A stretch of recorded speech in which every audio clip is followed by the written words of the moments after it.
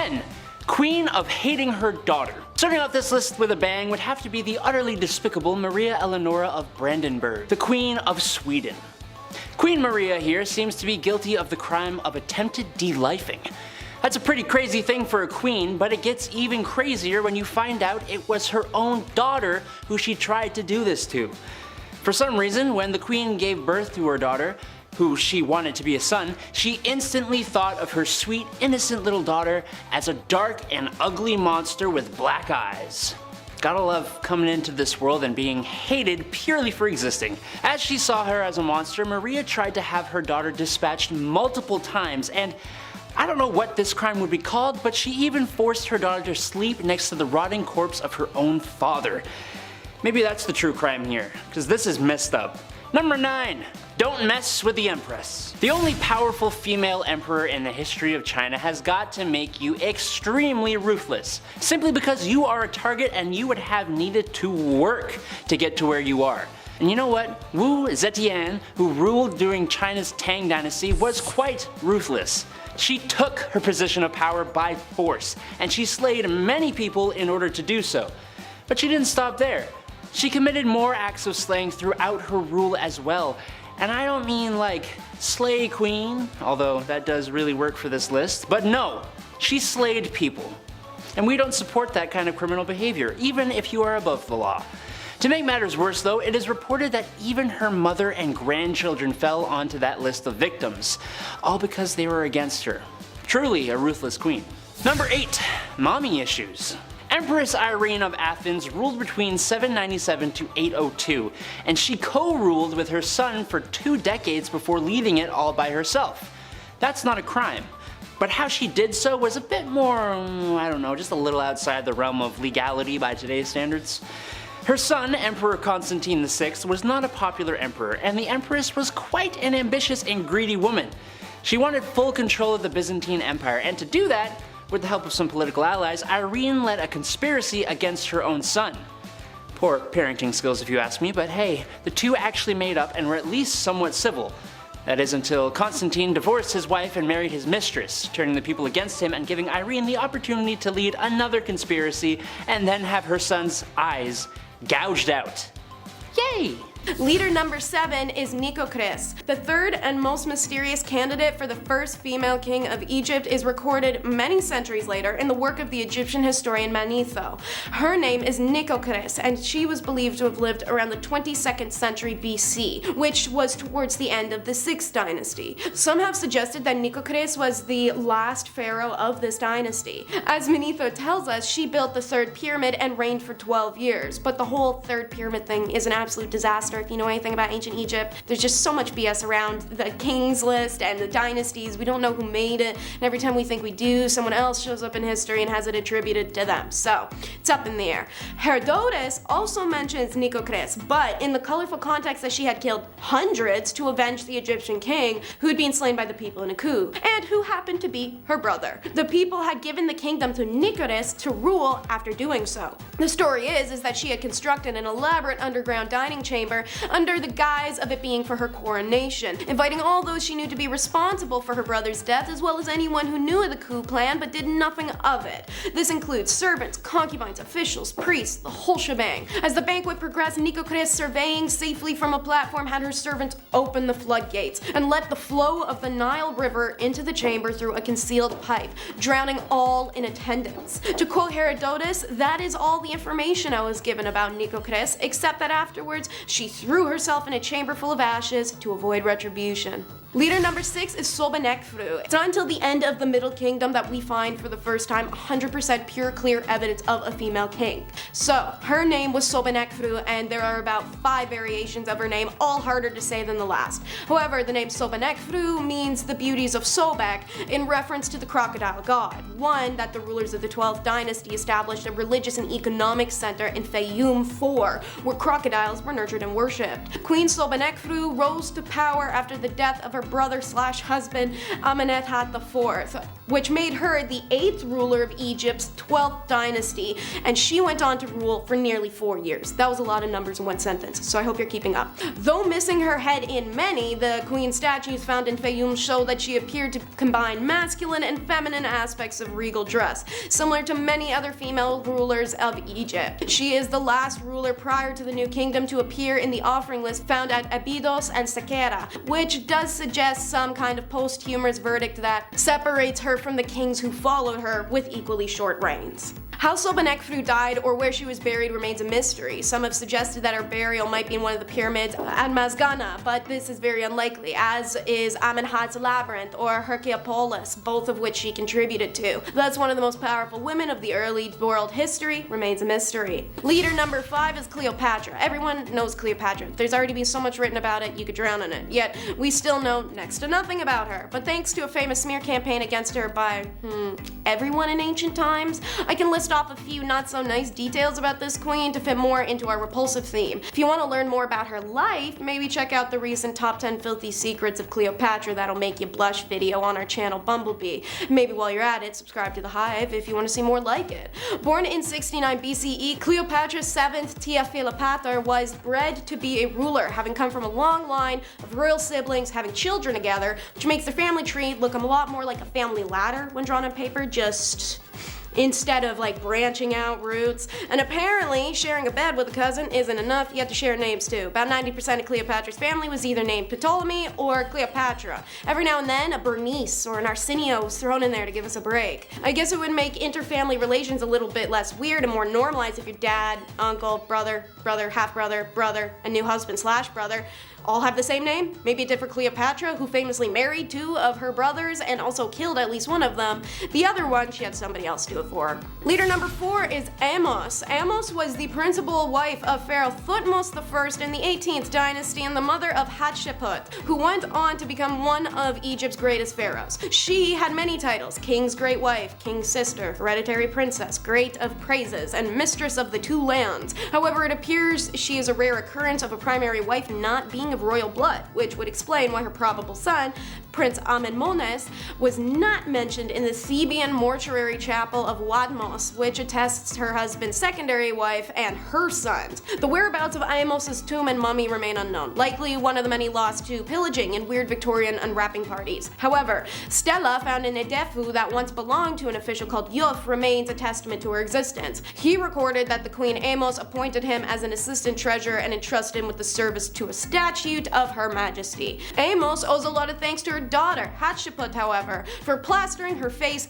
everywhere. As you'll learn in the next segment, Hatshepsut dedicated herself as a demigod, and so put up many etchings and murals of her divine conception, the image of the god Amun approaching her mother, Amos, or some more compromising images of the two together. Good for Amos, catching a god's attention. Leader number 3 is Hatshepsut. So, from mother to daughter, let's talk about this train wreck who was also the most influential and long-ruling Egyptian queen and was known to be a great diplomat during her 22-year reign. She is also regarded as the first great woman in recorded history. Hatshepsut was only the second known woman to assume the throne as king of Upper and Lower Egypt after Queen Sobekneferu, whom was the model for this pharaoh as a queen and whom she based many of her decisions upon.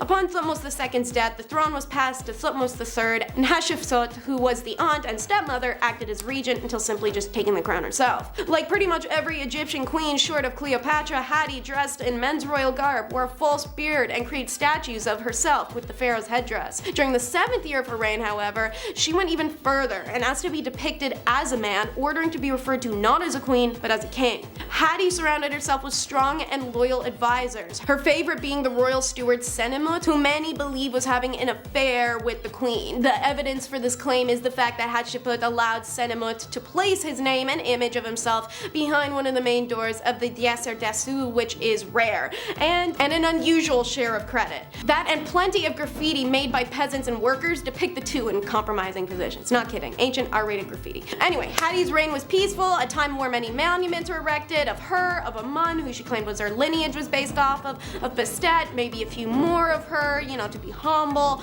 However, after her death, her successor, who was possibly even her own stepson, attempted to erase all record of her, destroyed statues, burnt documents, attempted to remove her presence from Egypt. This effort only half works. While we don't know much as we wish we could, Hatshepsut is still remembered to this day. Leader number 2 is Nefertiti. This is the queen married to the cult guy who was so hated in Egypt that everyone agreed to ignore that he had ever happened. Unfortunately, it means this beauty had her name tarnished in the process. Call it cancelled by association. That's why Taylor Swift broke up with the problematic singer guy Maddie. I think the name alone is worth the breakup. Why are you in your mid-30s but still going by Maddie? Nefertiti's name can translate to a beautiful woman has arrived, and that she had, from parents unknown. We haven't figured that part out. A life-size bust of the queen was found in 1912 and is her most famous image and depiction, and it shows she really was a stunner, to the extent it's believed that ancient Egyptians revered her as a fertility goddess embodied. However, other Egyptian art depicts Nefertiti in ways normally only pharaohs are shown. For instance, she's portrayed smiting enemies, such as on a ship, raising her right hand to kill female prisoners, a depiction often seen on male pharaohs. Additionally, the type of helmet-like crown Nefertiti is wearing in the bust is typically reserved for pharaohs or the goddess Tefnut or Hathor. One idea is that after Akhenaten's death, Nefertiti's power and popularity was so great she was able to rule as pharaoh in her own right. Egyptian records mention a figure named Neferenfatuen who ruled Egypt for a brief time. Like how actors took stage names, pharaohs actually took throne names, and it's speculated this was the throne name for Nefertiti. This means our girl was on the throne for 3 years, but as you know, after her reign, the Egyptian people tried to wash her away to the best of their abilities. Tutankhamun undid Akhenaten's religious reform, Amarna became abandoned, and images of Akhenaten and Nefertiti are destroyed. Leader number 1 is Aset. You may know her by her Grecian name, however, Isis. She was the queen mother of all gods. Her name quite literally translates to queen of the throne, which is reflected in her headdress, which is sometimes a literal throne. However, sometimes it takes on traits from Hathors or Muts to represent her assimilation with other women in the pantheon. While she seemingly started as a side figure to her husband Osiris, she was quickly transformed into the queen of the universe and an embodiment of cosmic order. By the Roman period, Aset was believed to control fate and linear existence itself. This is accredited to the story of Ra's secret name, wherein Aset is able to find out the true name of Ra, something no other god knows, and ultimately makes her his equal, if not more powerful than he. Aset was the sister and wife of the god Osiris, ruler of the underworld. It is said that she and Osiris were in love with each other even within the womb. As he was king of Egypt, Isis was queen, and one who supported her husband and taught the women of Egypt to weave, bake, and brew beer. Seth was always angry with this relation, as Isis reigned over the land of Egypt in the wake of the traveling Osiris instead of Seth. She was stronger, and he regarded this with jealous eyes as well as the good works of his brother, for his heart was full of evil and he loved warfare better than peace. The queens frustrated his wicked designs, so he sought in vain to prevail in battle against her and plotted to overcome Osiris by Gal. This is how the famous story of Osiris' death, Horus's birth, and the grieving of Seth prevails as one of Egypt's most famous stories. Seth tricks Osiris into the coffin, which he tosses in the Nile. The grieving of Seth refused to accept this and searched far and wide as a fugitive, birthing their son Horus on the journey. When she finds a coffin, she returns it to Egypt. Unfortunately, Seth finds it hidden again and dismembers Osiris, scattering the pieces. Isis still refuses to relent. She finds the pieces and entombs them. Anubis, with the assistance of Thoth and Horus, united the severed portions of the body of Osiris, which they wrapped in linen bandage, thus the origin of the mummy form of the god. Osiris then became the judge and king of the dead, residing in the underworld, as Isis remained with Horus on the above. Number 10. Marie Antoinette, Madame Deficit, the last queen of France and maybe the last time royals got away with, well, being royals. Her whole existence was opulence, which is really just salt in the wound, when most of your citizens probably can't even afford a portion of salt because they're broke or because there's food shortages. Wasn't a good time. But if you looked into the royal palace, you can bet she's got a pantry full of bread and a bowl of fruit just ready for the pickings. She even had the nerve to purchase a necklace that, if through today's inflation, would be worth $12 million US. Ooh, that's a lot of money I wish I had. People were starving, and honestly, if people don't have anything, including food, ooh, it's not gonna be a good time. Imagine a whole country acting up because they haven't had their Snickers yet. Well, that ended up sparking a revolution. Very confusing, and in all that confusion, both the king and queen lost their heads. Wasn't good. Number 9. Queen Victoria. Oh blighty. Man, it must be nice to have a whole era in history named after you. Maybe I'll get one day. The cheddar time. I don't know. Cheese, I don't know, big ched? We'll see what happens. Queen Victoria had some strange quirks about her. One that I can almost get behind, but not quite, is her niche for eating fast. Maybe too fast. I'm a guy who likes to make things simple, easy meals. The faster I can slip into a couch with an ice cold beer and a movie, I'm a happy guy. And or enjoy said food with the movie. Queen Victoria liked her meals to last no longer than 30 minutes. That means while you're on the appetizer, she's on the main course. And while you're on the main course, she's ordering coffee. Look, I respect the hustle. I get that. But maybe this is too much. That being said, are you going to be the one who brings it up to Her Royal Majesty? Listen, if you want to see tomorrow's 5-minute brunch, you better keep it to yourself. Number 8. Cleopatra. Don't we all miss Elizabeth Taylor? I know I do. Sometimes, I wish I was her. She's just beautiful. Can you blame me? I honestly wish I was the real Cleopatra too though. All that power, and to not have one, but 2 Romans wrapped around her finger. Ooh, she was the last pharaoh of Egypt, but maybe had the most drama. Sure, Elizabeth Taylor was the most beautiful and chic woman in all of Hollywood, and she may or may not have had a few men wrapped around her finger too, but she never had to deal with the world's largest empire and her own throne, all whilst managing to stay the most beautiful and chic. I can barely manage to toast in the morning. Never mind all those affairs and, well, the marriage affairs too. There's a lot of affairs happening. Queen number 7 is Angry Irene, the first and only of Byzantine empresses. Irene of Athens ruled between 797 to 802 CE, and she went from empress consort to empress regent to finally being the sole empress before being deposed after a reign of just 5 years, only for her son Emperor Constantine to be an unpopular and crappy emperor following her. The mother-son duo was indeed a Greek tragedy. Irene and her son had signed a document decreeing that icon veneration was not the same as worship and thus restored it to their empire, and the relations between the Church of Constantinople and the Church of Rome. The empress was an ambitious woman and wanted full control of the Byzantine Empire. This then led to the late Leo IV's half-brothers staging another coup to overthrow Irene. When their plots discovered, they're forced to be ordained as priests by Irene for punishment. You can tell she had a sense of humor. With the help of some political allies, Irene led a conspiracy against her own son after their relationship went to crap thanks to her forcing him to marry a woman he hated,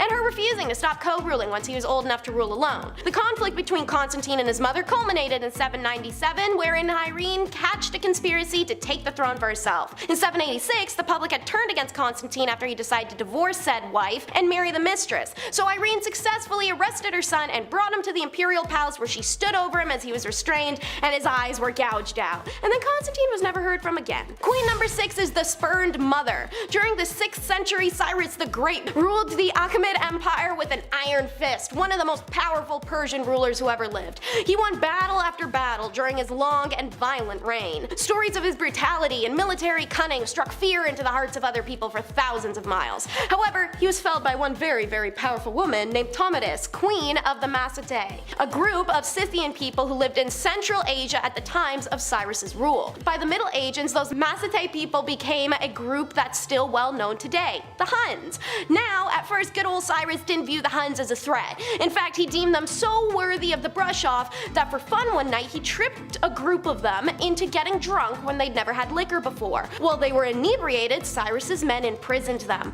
Waking up still drunk and imprisoned and having never experienced the feeling before, the men were terrified and they didn't know what kind of spell or poison they'd been given. In fact, one man gets so scared of the poison that he takes his own life lest it end it painfully. Again, Cyrus didn't think much of that crap as he considered the man to just be another nomad, but he was far from. He was Tomiris's beloved son, and she was their queen. Enraged at her son's death, Tomiris sent messengers to Cyrus demanding answers and compensation. When Cyrus ignored all those requests, the grieving mother wiped her tears, took a deep breath, and decided it was time to rain literal hell on the man. Tomiris challenged the Persians to a battle, and Cyrus accepted. The Massatae had more soldiers who were more well trained than they'd ever let on, and they were mounted on some of the largest steeds the Persians had ever seen. Cyrus was in trouble as Tomiris's men surrounded the Persians on all sides and started killing thousands. As for Cyrus himself, Tomyris personally saw to it that he was cut down by her own sword. Then she placed his severed head in a bag of blood and rode home to celebrate the victory in honor of her fallen son. Queen number 5 is the maniacal mind. Fredegund of Neustria began her life as a forced laborer in the early 500s, but all that labor made her strong because she sure as hell knew how to climb a social ladder. By her early 20s, she'd become a lover and then wife to Chilperic, the king of Francia. As queen, she regularly smoked court members who got in her way or interest in keeping Chilperic installed on the throne, and then paving the way for her son to assume the job when her husband died. To clear his path, Fredegund had to be vicious. At one point in the late 500s, Chilperic was at war with his brother Sigebert, at which point Fredegund simply said, "Baby, let me handle it." And so she effing did, with some poisoned axes and a well-planned hit job. The brutal slaying kept Chilperic in power and kept Fredegund in her esteemed role as the king's right-hand woman. Later down the line, dysentery killed 2 of Chilperic's sons from his first marriage, and Fredegund's cogs started turning again. This, in her mind, was the opportunity to wipe out that entire lineage and ensure any offspring she produced with the king would be the heir. So she sent another one of those sons to literally live in the disease outbreak area. Then she put together a plot to kill another one of his sons who'd already happened to be plotting against Chilperic, so it worked out. In the end, Chilperic himself was killed, and it's not entirely clear if Fredegund was the one who set that in motion. Chilperic's other brother assumed the throne and had Fredegund sent off to the countryside to live out her life in anonymity. She didn't make it out there very long though. Soon she overthrew him and set up a new government ruled, aka she was co-regent and essentially ruler herself, by her infant son Clothar II. While he grew up, Fredegund reigned as regent and continued to prove her cunning. Queen number 4 is the Pirate Queen. It took Rome 23 years to defeat the Carthage in the First Punic War, but once they did, they gained full control of Sicily and established themselves without question as the world's most impressive power. So, they were undoubtedly rulers of the entire Mediterranean then, right? Wrong. So there was this badass pirate chick named Tueta, the queen of a breakaway land called Ilia, who hadn't surrendered to the Romans. Her people were still fighting viciously over in the Balkans. They hadn't given up to the world's largest military yet. Tueta had been the queen regent of the clan alongside her husband King Agron, but Agron had been in the Adriatic Sea, winning battles and conquering other smaller kingdoms for some time. So when he did finally return home, he partied so hard in celebration he literally dropped dead. It is a whole story, I don't have time for it, so we're gonna move past it, I'll tell it in another video. So Tueta took over Illyria. Without the power to fight Romans head on, she resorted to vicious piracy in both the Adriatic and the Mediterranean. No merchant ship was safe while passing through those waters, and soon word made it up to the Roman Senate about how the waters around Illyria were essentially like sailing directly into death. Finally, after near constant ship losses, deaths, and stolen goods, Rome took action. At first they sent envoys to Tueta to ask her nicely to stop, but she imprisoned and killed every single one of them. So the Romans declared outright war on her, and Homegirl was meeting this insanely large army shot for shot, which is crazy, but unfortunately ruined for her when her own allies betrayed her. Still, Tueta had one more trick up her sleeve. During the surrender, she met the Romans at the city of Rizan. Legends has it, even though Tueta relinquished her rule in that city, she refused to give up her life. She threw herself off a cliff. And ever since, locals claim that Rizan, which is now modern-day Montenegro, has been the only city on the Bay of Kotor to never have any success in ocean commerce or naval might. Queen number 3 is the Lady Emperor. She left an undeniable mark in history, seeing as Wu Zetian, also known as Wu Zhao, is the only female emperor in Chinese history. From 665 to 705, she started as an empress consort and upgraded over time to the Empress Dowager, establishing the Wu Zhou dynasty. Wu's rise to power is thanks to her strategic maneuvers and political alliances. She initially gained Emperor Gaozong's favor in lieu of her romantic rival, and his literal wife, Empress Wang. In 652, she gave birth to her first son and her second in 653, but the emperor had already designated his eldest son from another consort as his heir. However, tragedy struck when Wu had a daughter, but she made it work, weirdly. Disturbingly, accounts suggest that Wu orchestrated her daughter's death and falsely blamed the emperor's wife for the demise so as to finally be rid of her. Wu even orchestrated the brutal death sentence of the empress, as her legs and feet are severed before she was drowned in wine. While historical portrayals have often depicted Wu Zetian as ruthless and morally questionable, historians urge us nowadays in modern times to be critical in considering the potential biases and political motivations of those who documented her in ancient times, when women usually never ruled. Scholars have recently re-evaluated her reign, examining her accomplishments and contributions to the empire. Queen number 2 is the Celt Pirate Queen. That's right, a second pirate queen. And if you thought Tuatha of Illyria was a badass pirate queen, wait until you learn about Grace O'Malley. This 6th century Irish clan leader was a red-headed warlord who spit in the face of challenge, and for literal decades, she and her armed forces fought to keep the English from invading Ireland. Grace came of age just after Henry VIII declared himself King of Ireland very suddenly. The English were moving on to the island, and the Irish didn't care for that shit at all. So Grace's father was the Lord of the O'Malley dynasty, who were West Coast seafarers, and Grace had grown up on the water. One story says on her first expedition with him, he joked that her long hair would catch and tangle in the ship rigging, and so to stay away. So our girl Grace simply hacked off her hair. Forever after, she was known as Grace the Bald in their language. As she grew older, Grace married, but she didn't settle down. Her first husband died, so she takes to the high seas with the band of Irish pirates who were, as aforementioned, dead set on maintaining Ireland's independence from England. Grace was so passionate that between her charismatic drive and her ability to lead, she amassed a pirate haul of nearly 24 ships. Then she started raiding coastal Tudor villages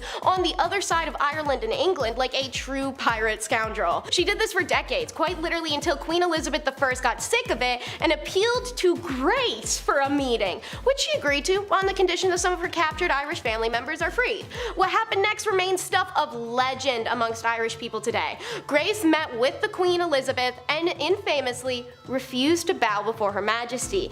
That was unheard of at the time, but O'Malley didn't see herself as one of the Queen's subjects, and she cared very little for formalities. Symbolically, that bow ended up being significant because it marked the practical end of Grace's vicious reign, and her family members were released from captivity, but in exchange, her days of piracy on the high seas were over for good. Queen number 1 is the world's most foul, but to be totally realistic, also the most misunderstood and badass queen. You know her, you love her, it's Rana Vanalona, who reigned Madagascar alongside her husband until his abrupt death in 1828, at which point Rana looked over her country and the people and decided, it's time for a remodel. Knowing it was unheard of in her time for a female to lead, Rana started off strong by annihilating any potential enemies for the next 3 or 4 weeks after announcing her sole rule. She killed hundreds, and it seems like it was a pretty efficient use of time, seeing as she went on to reign 33 years undisturbed. At that time, the isolated island stopped trading with African people in the West and rolled back its agreements with European nations and other world powers. By isolating Madagascar nearly completely, she was also able to have her way with its poorest citizens,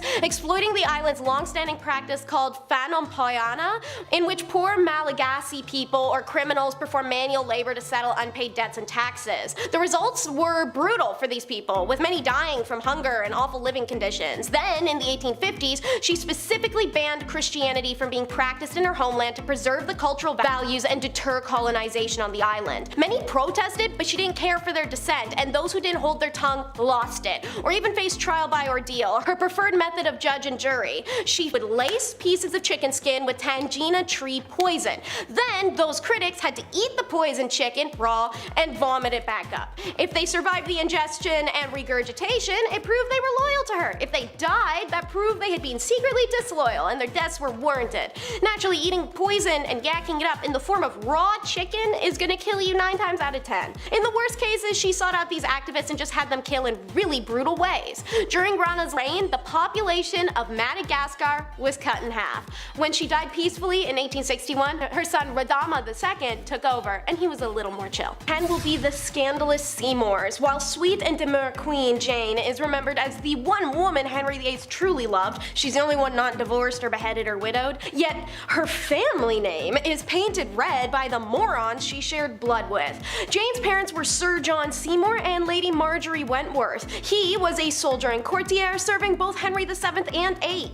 However, one issue is not always mentioned in his biographies is the alleged affair he had with his daughter-in-law, Catherine Filiot, the wife of his eldest son Edward. Edward and Catherine were politically and financially a good match during their marriage in 1519, but they hated each other. They could not stand each other at all. So in the 1520s, while Edward is out playing toy soldier and banging working girls, Catherine gets in touch with her father-in-law. a little too much. By the time Catherine birthed a son, the less than subtle affair was so widely known that her father John changed the line of heirs away from her. Not to mention the child's paternity was so in doubt her husband Edward refused to acknowledge his son John as his own. Catherine was exiled to a convent where she remained until her death. Then there's Jane Seymour's dashing younger brother Sir Thomas Seymour, who's best known for marrying Catherine Parr, Henry VIII's widow. While Catherine Parr was pregnant, however, Thomas Seymour started hitting on the uncomfortably young future Elizabeth I. Then Thomas began visiting the young king,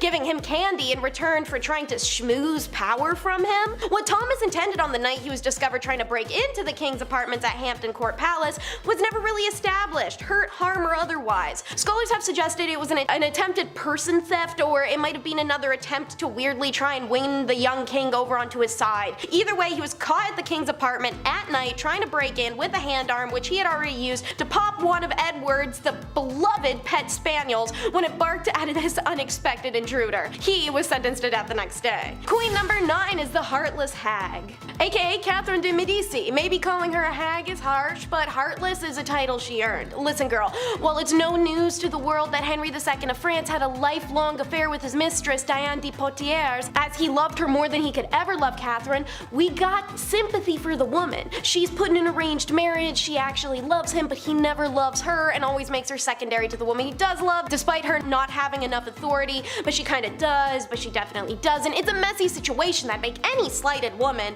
into an emotionally numb and void machine. Now, does that excuse Henry being on his deathbed, begging and begging Catherine to just open the bedroom door and let his mistress Diane in so he can see her one last time before he dies? I don't know. Kinda. Maybe. Maybe I'm vindictive. I don't know. Catherine really did do that, by the way. She barricaded herself into Henry's room while he died, while Diane tried over and over to get in to see Henry as he, bedlocked and slowly suffering, pleaded to see her in return. But Catherine never folded. However, that wasn't what made her a terrible queen. She proved herself as one of the worst queens in history when she ordered her daughter's romantic interest to be killed in front of her. Catherine took out her own suffering and pushed it onto her daughter, the way many mothers of the world, both past and present, abscond their suffering onto their daughters. She could have broken the cycle, but instead she wanted her daughter to feel the pain and lovelessness that she had. Catherine would fight over her married daughter's adulteries and affairs, as she too had been forced into an unhappy arranged marriage. It said that Catherine's screams could be heard echoing throughout the palace. During one instance, when the queen mother found out about her daughter's new romantic interest, she locked her up in the castle and nobody saw her again. Queen number 8 is the Pain of Spain. No one expected the Spanish Inquisition. Well, except for Queen Isabel I of Castile, the evil Queen of Spain, who began the campaign to purify her country and aided in financing Christopher Columbus's famous voyage in 1492 that would end the lives of 250 million indigenous people in the New World, and subsequently launched the stealing of people from Africa for forced labor. Wildly, she's still best known for her formidable streak during the 4-year war for the succession of Castile against her niece Joanna, and yes, it's the crazy Joanna. Queen Isabel and her husband Ferdinand expanded the power of the monarchy, purging the influence of the nobles and reinstating Catholicism as the supreme religion of Spain. This is something they did so well that Pope Alexander declared them Catholic monarchs for the work of their oh-so-amazing Spanish Inquisition that also oppressed Jewish and Muslim minorities. When she chose to purify her country, it meant she ordered that either all the Jews and Muslims convert to Catholicism or get thrown out, having them rounded up and brought to the Spanish court to either pledge their faith to Catholicism in front of her and Ferdinand or get the boot. And it's how most who refused to renounce their faith ended up, instead of adrift on a boat somewhere. Number 7. Rana Valona. I honestly didn't know Madagascar had queens or kings. That's not because it doesn't make sense, I'm just dumb. Thanks to me being a young child, I thought the only royalty Madagascar had was King Julian, you know, like the lemur. King Julian! Like that King Julian. But they did have kings and queens, and one of these queens was pretty damn brutal. Queen Ranavalona I ruled Madagascar between 1828 and 1861, and there is absolutely no doubt that she would do anything for her kingdom. After King Radama I, her husband, passed away, she took over the crown, and during her reign, she put a lot of people to the axe, or whatever way they executed people in Madagascar.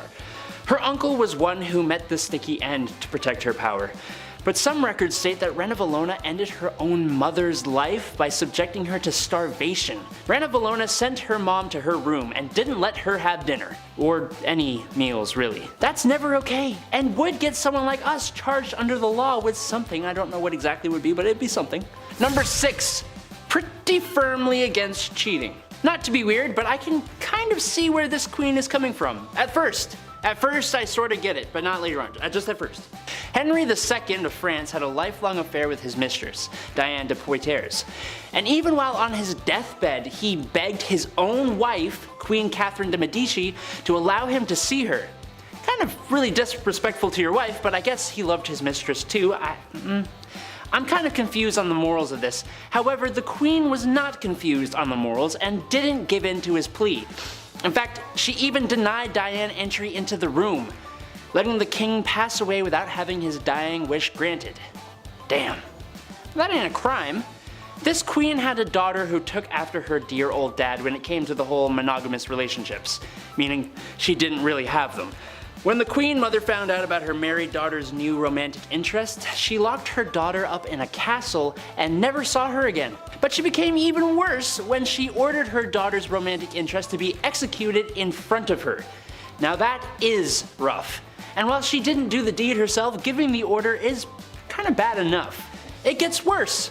Her son, King Henry, didn't like that she cruelly did this to her own daughter, so she had him dispatched as well. My goodness. Number 5. Bloody Mary. Duh. Mary I, or Bloody Mary as she is also known, was the first real Queen of Britain. But this reign didn't last very long, 5 years to be exact, before she was replaced by the much better Queen Elizabeth. But in that short 5-year span, Bloody Mary earned that title, let me tell you. Mary I ordered war against the Protestants and slew quite a hearty handful of them for heresy. Which is interesting since her father, Henry VIII, was kind of the guy who made Protestants more of a thing in England, and then her sister was also Protestant and made it the main religion in England. History is full of people needlessly passing away because what they believe isn't the right thing. Anyways, to heat things up, Mary even had some of these Protestants burned on the spot. Some is kind of an unfair statement. You see, the Queen here was responsible for burning over 300 Protestants at the stake. Other kings and queens burned people at the stake for their faith. I mean, Mary's father did it, as did her sister. But it's the sheer amount of people that make her much worse and much more famous. Number 4. Taking over. Queen Catherine the Great of Russia was obviously a queen of Russia. But that don't mean she was actually Russian. She was actually German-born. But she was Russian to get herself into power when it turns out her husband, Emperor Peter, was not very liked by his own people, as he showed a very obvious dislike for Russia, which is kind of weird. She took advantage of people's disdain, and while she may not have directly done the life ending here, it is pretty well stated that the act was committed by her supporters, and public opinion held her responsible. She was called the Great, but it seems she was actually kind of the absolute worst, even if she was a strong ruler. She does look very proud of herself in a lot of her paintings though, which, I mean, she overthrew her own emperor husband and became ruler of a country she isn't even native to. So like, yeah, I guess, good job, I think. Number 3. La Loca de Loco. Finally, a queen not on this list for ending other people's lives. No, Juana La Loca was far worse than that. Not to be insensitive, but Juana La Loca was loco. She was the Queen of Castile from 1504 to 1516, and she suffered from various mental disorders. After her husband died in 1506, her father buried his body, but that didn't stop La Loca from opening the tomb and caressing her husband's non-living body from time to time. Ultimately, she even ordered people to dig up the body fully, and she would kiss her deceased husband's feet. Sorry, excuse me, I need some water after that. That's disgusting. That's a lot. Oh good, we aren't done. Of course not. No, apparently, Juana would also carry his coffin everywhere with her and even kept it under her bed. It wasn't until years and years later she allowed his burial outside her window, finally. Look, I get loving somebody, but dear lord, imagine what she was like when he was alive. Stage 10 clinger, 100%. Number 2, let them eat cake. How about a queen that caused a whole revolution? That's gotta be a good one. We have almost all heard of Marie Antoinette. She was well known for splurging on things she shouldn't have and the countless affairs and scandals she was involved in. Like the scandal of the necklace. Countess de la Motte pretended to be the Queen's friend and entered the French court in 1785. She fooled a member of high society in believing that the Queen loved him, even going as far as to hire a lady of the night, disguise her as the Queen, and convince the poor guy that Antoinette wanted to purchase a diamond necklace that cost 1,600,000 livres, which is almost $12 million by today's money. The amount of sheer greed and debauchery that happened while she was around made her own people rise up and fight back against the unfairness of the French monarchy. Good job, you made your people hate you, cause y'all ignorant. Number 1. Countess not Dracula? Born in Transylvania, because of course she was, in 1560 Countess Elizabeth Bathory of Hungary was a Hungarian noblewoman. But more than that, she was an extremely infamous serial slayer. She used her position of power to defend herself from ever having to suffer the consequences of the heinous crimes she would commit. Okay, well, name the crimes, Adam. Okay, I will. Elizabeth spent years slaying servants and peasants just because she wanted to and enjoyed it. She did it so much that her own husband, Count Nadasti, went so far as to build his wife a torment chamber for her to do this more comfortably. Great husband, horrible person. Elizabeth also had a nasty habit of actually feasting on her prey. She would often bite and eat chunks out of them while they were still alive, and in one case, she may have even forced someone to cook and eat some of their own body. Eventually, her conduct became so appalling that a trial was held. It only took forever to happen. She was convicted on 80 counts, but was only sentenced to solitary imprisonment within her castle. That's it. Like, how is that okay? I don't get it. She thankfully met her end 3 years later in 1614, but my lord was she a bad dudette. Not good. Number 10. Marie Antoinette. I wonder what it must have been like to be the Queen of France. To sit in a palace and eat all those delicious foods that your cooks can make while the peasants outside struggle to eat and sing about bread for some reason. I don't know, Les Mis reference. It's a life of beauty, balls, and not listening to what the stinky peasants outside have to say. Except that's the very reason why Marie Antoinette was the last Queen of France. You can only spend so much time and money on your exuberant lifestyle before the people get fed up. I mean, these people have nothing. It's kind of difficult to control people when they don't even have food at home. They let the Queen know how upset they were when they decided to remove her head from her body. Number 9. Bloody Mary, Bloody Mary, Bloody Mary. Sometimes it's just in the name, isn't it?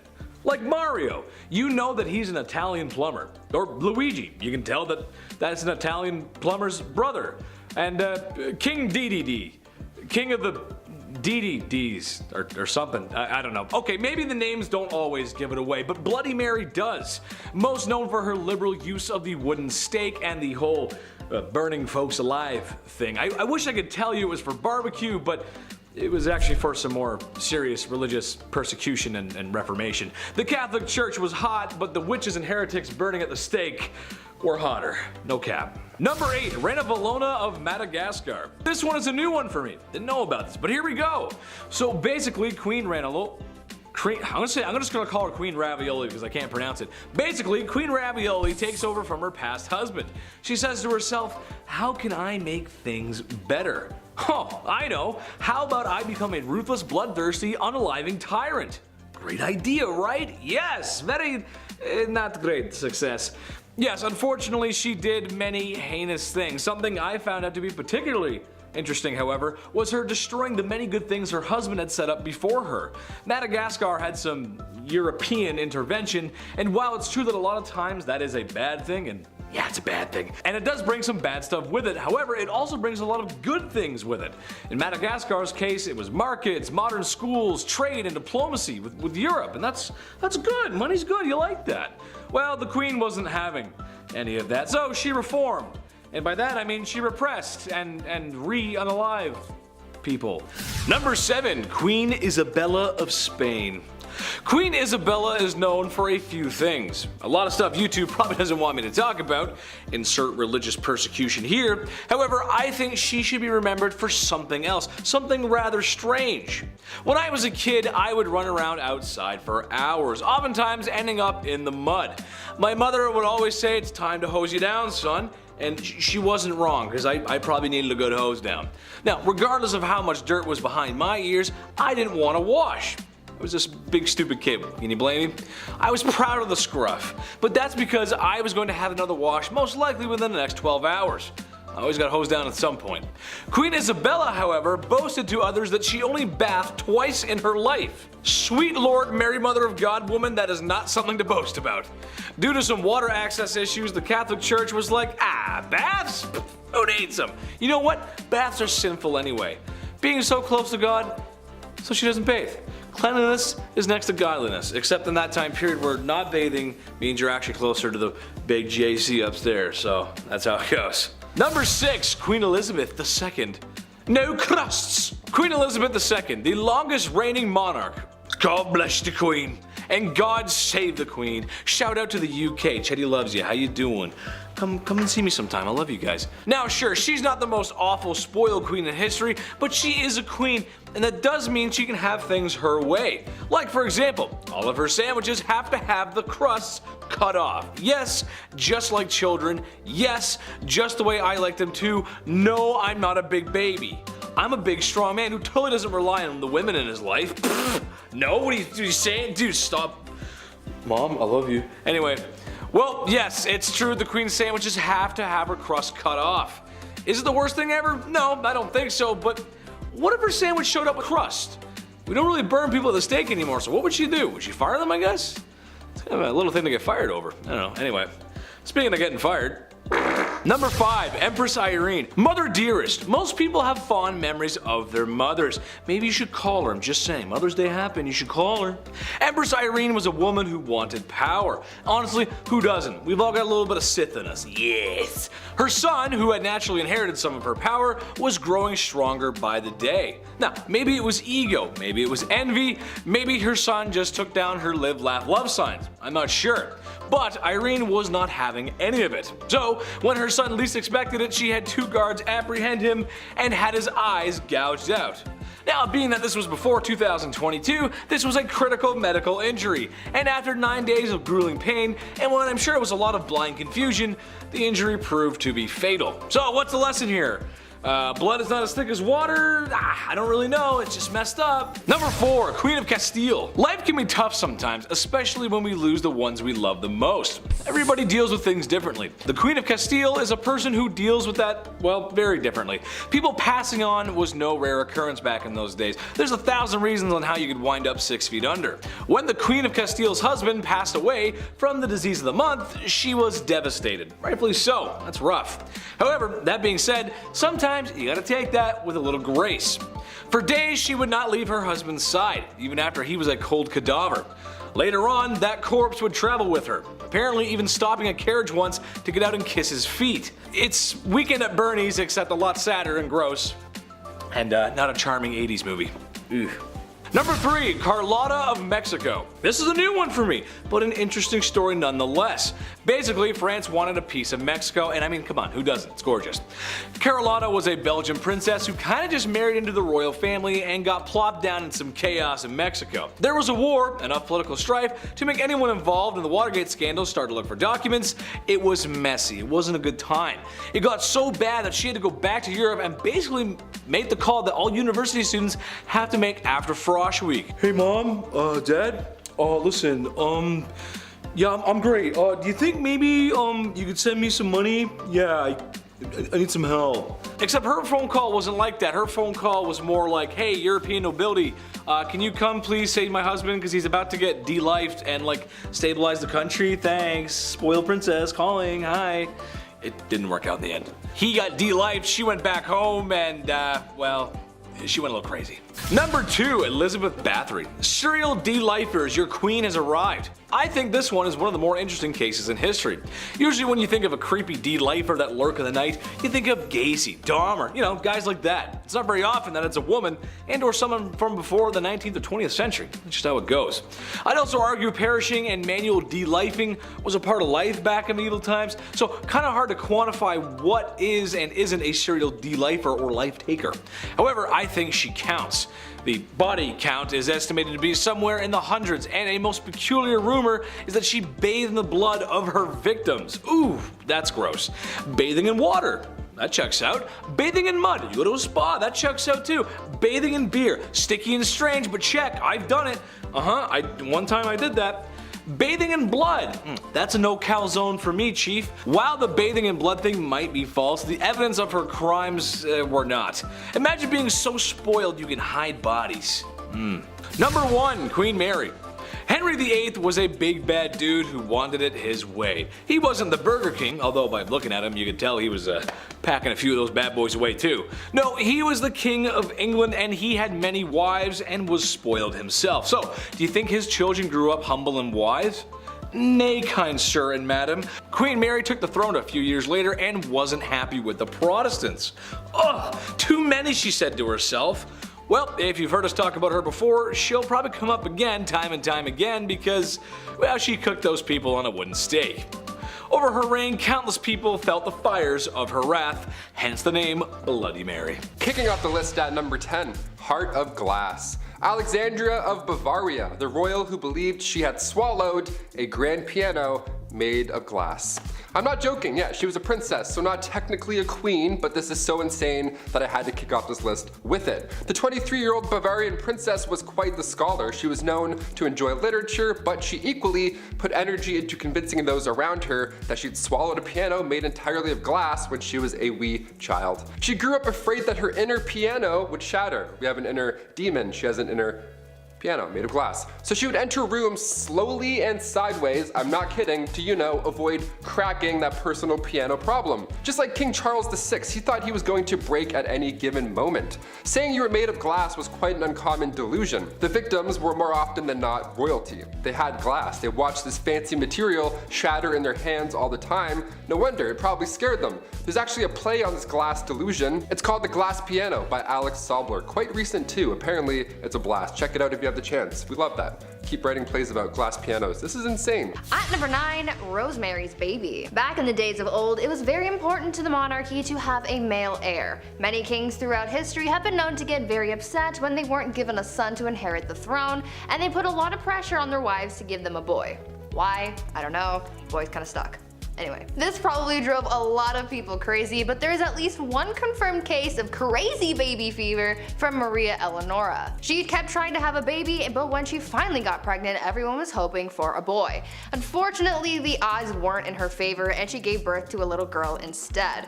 People knew that Maria would get absolutely triggered upon learning of her baby's gender, so they kept it a secret from her as long as they could, but eventually they had to tell her and Maria was pissed. She really went looking for that receipt to return that baby and get a refund or at least a store credit. When she found out the baby was a girl, the queen reacted by saying, quote, "Instead of a son, I am given a daughter, dark and ugly with a great nose and black eyes. Take her from me, I will not have such a monster." End quote. Like damn, tell her how you really feel. After that, mysterious things started happening to this baby, like a wooden beam mysteriously falling into the baby's crib and somehow accidentally falling down the stairs. Even the nurse once dropped the poor kid onto the stone floor. Like, I get it, you're disappointed, but that's still your kid, and a lot of people aren't given that privilege, so be grateful for your spawn. Number 8, Dirty Talk. Going back to the 15th century to Queen Isabella of Spain, now it's not uncommon for queens to brag, be it about their wealth, status, their mans, you name it. But to brag that you've only bathed twice in your life, that's a bit odd. What's the deal with this? Okay, well back in 537 AD, Rome had 11 aqueducts that ran over about 1,000 public fountains, okay? Over 900 bathhouses included. It was quite important, but when invading Goths cut them off, the Catholic Church literally had no idea how to fix the problem. So instead, they just told everybody that bathing was a sin only practiced by pagans. So at one point in history, you could have ran a bath, thrown in a bath bomb, relaxed for an hour, got out, and then immediately you're a sinner. Worst of the worst too, how dare you, having a bath on Monday afternoon, you monster, you pagan monster. The Old Spice guy would have rocked their world. Number 7, Empress Irene. Kings, queens, emperors, and empresses. Chances are these folks are related. It's a family thing. Mia familia, you know what I mean? It's how it goes when you're the king, and you need a son to continue the lineage. Even though I would like to argue that if you're gone, you're gone. So who really cares who's taken over? Just my opinion. Speaking of eye gouging, oh wait, I didn't mention that before. I made a segue, but okay, that's alright, bad segue. Well, the topic of discussion here is Empress Irene. Basically, her son was taking too much power for himself. She was losing hers, and yada yada, and his eyes were gouged out from 2 guards ordered by his dear, sweet mother. Can you blame her though? I mean, come on, he was threatening her rule. She worked so hard to get there. The chief was just silent on this one. Chief had no words for that one, guys. No words. Number 6, Fu Hao. Another woman in history married to a man in the stinky patriarchy. Worst! Except Fu Hao didn't want to be wife 57 of 64. She wanted more than that. And to be honest, I think that's fair. You go, girl. Who wants to be wife 57 of 64? Maybe some people in Utah, I don't know. What's maybe slightly more unholy than having that many wives is going on an epic military campaign and raging war in the Shang dynasty. A warrior queen, if you will. We know some of this history based on her tomb, as she was buried with ceremonial weapons, knives, blades, swords, some dogs, some human sacrifices, gold, money, jade, and lots of other valuable goodies. Just makes you want to loot all the stuff in there, doesn't it? I mean, jade's pretty cool. This was a common practice amongst male warriors back then, but you know what? Good for her and all that unaliving. Way to go, sister. I like it. Very nice. Okay. Number 5, Tamiris. Honestly, every time I face her in Civilization 6, it just ends badly. I'll spend a few turns building my economy or maybe organizing some troops, and I look back over at her cities and she's already amassed a massive army and is ahead in science. Yeah, I'm not the best Civ 6 player, but sheesh lady, come on, give me a break. This probably has something to do with her real life counterpart. Tamiris was a woman who lost her son to Cyrus the Great. So she said to herself, I don't know what's so great about this Cyrus guy. There's a Trailer Park Boys reference in there somewhere. Just imagine Ricky telling Cyrus off. I don't know, you gotta find it. Basically, after losing her son, she gathered the troops and commenced battle. The almighty Cyrus met his end, which, given how the way women were treated back then, probably didn't go over too well with PR. Yeah, she got her revenge though. Number 4, the Trung sisters. The Trung sisters are double trouble. You're getting 2 queens at once here. China was being down bad and trying to conquer some things that maybe they shouldn't have. Naughty, no. The Trung sisters came to answer the call. These girls are actually revered as heroes still today in Vietnam. But what they were able to do for so long was very impressive.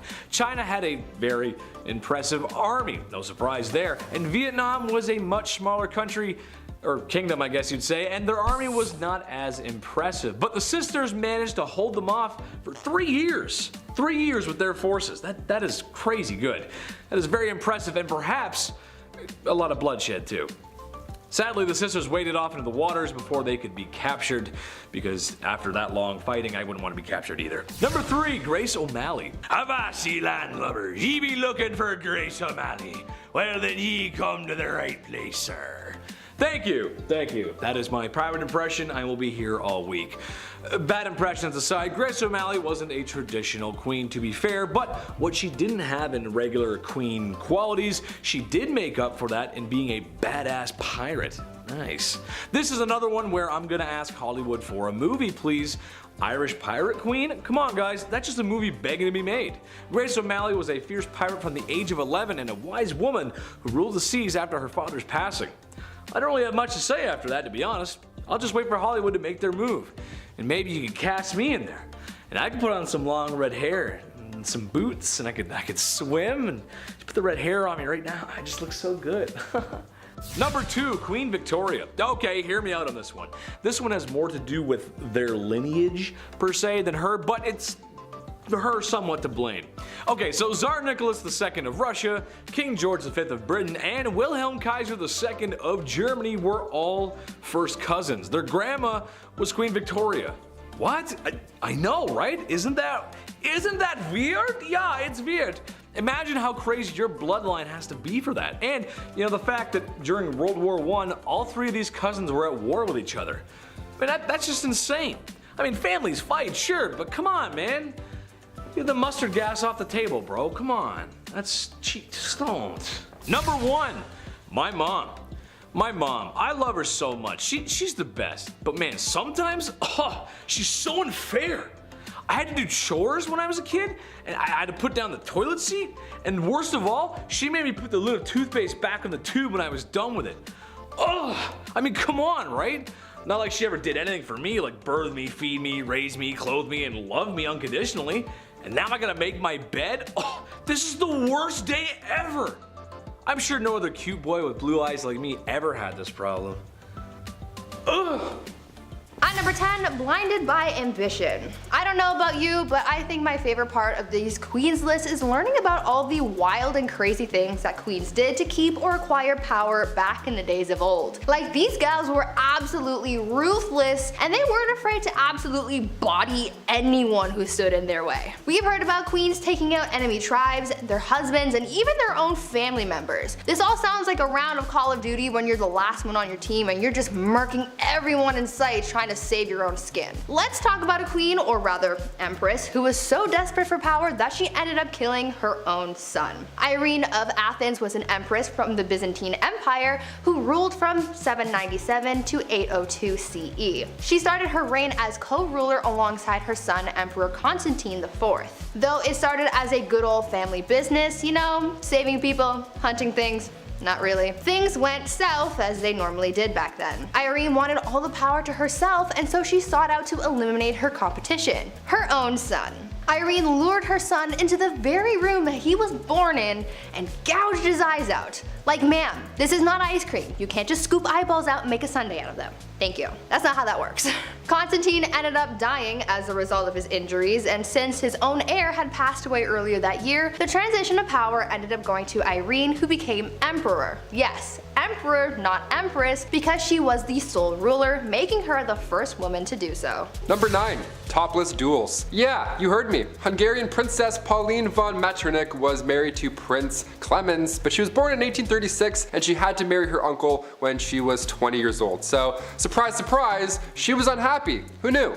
Weird, right? Since the marriage began, her husband was involved in numerous affairs. He liked going after actresses or singers, anyone glamorous or hot or cool. He barely paid any attention to her. That is until, you know, she started to have fun, live a life maybe. Yeah, once she got over this gross prince, she had a great time. She drank, she smoked, she partied, she defied convention, but most notably, her duel in the summer of 1892. She challenged another royal, a countess of the matter, to a duel in nothing but a corset. Now to this day, it's not yet determined who exactly won this duel, this corset poke off, but a princess dueling in the dark after some drinks, that should be a musical, not Frozen. Get out of here. At number 8, no side bays. A bad relationship can really mess you up. Anyone who's been through a bad breakup can tell you that. Not as many people carried that pain with them as much as Catherine de Medici did back in the day. Her didn't even begin to describe how she felt, and she really embodied the pain that she was feeling after having her heart broken. She basically turned into the type of person that was like, if I'm not happy, no one else is gonna be happy either. Catherine's husband, Henry II of France, had a mistress, and Catherine was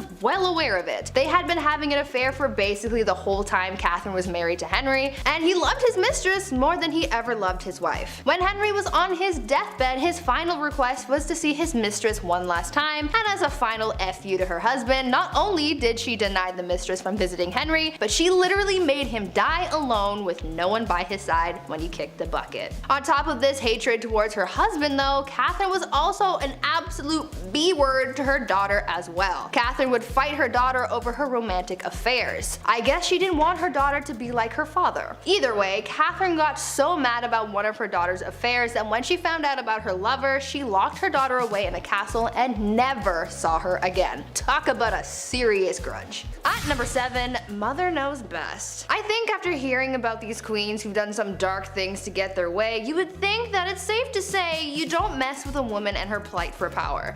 Unless you want to end up 6 feet under, that is. One Roman empress, Julia Julia Agrippina of Rome, was pretty spoiled already. She lived a lavish life, her husband was the emperor, and she had a family. But that just wasn't enough for her, and she wanted it all. Julia was quite ambitious, and she spent most of her early life trying to dethrone her predecessors. She believed that she and her son had a claim to the Roman throne by birthright, and so she bamboozled her way into royalty by tricking her uncle Claudius into changing Roman law so that they could get married. Ew. Suddenly though, after they got married and she became empress, Claudius died, and most people think that Julia had something to do with it. That's likely the case. She and her son Nero went on to rule Rome from 49 to 54 CE.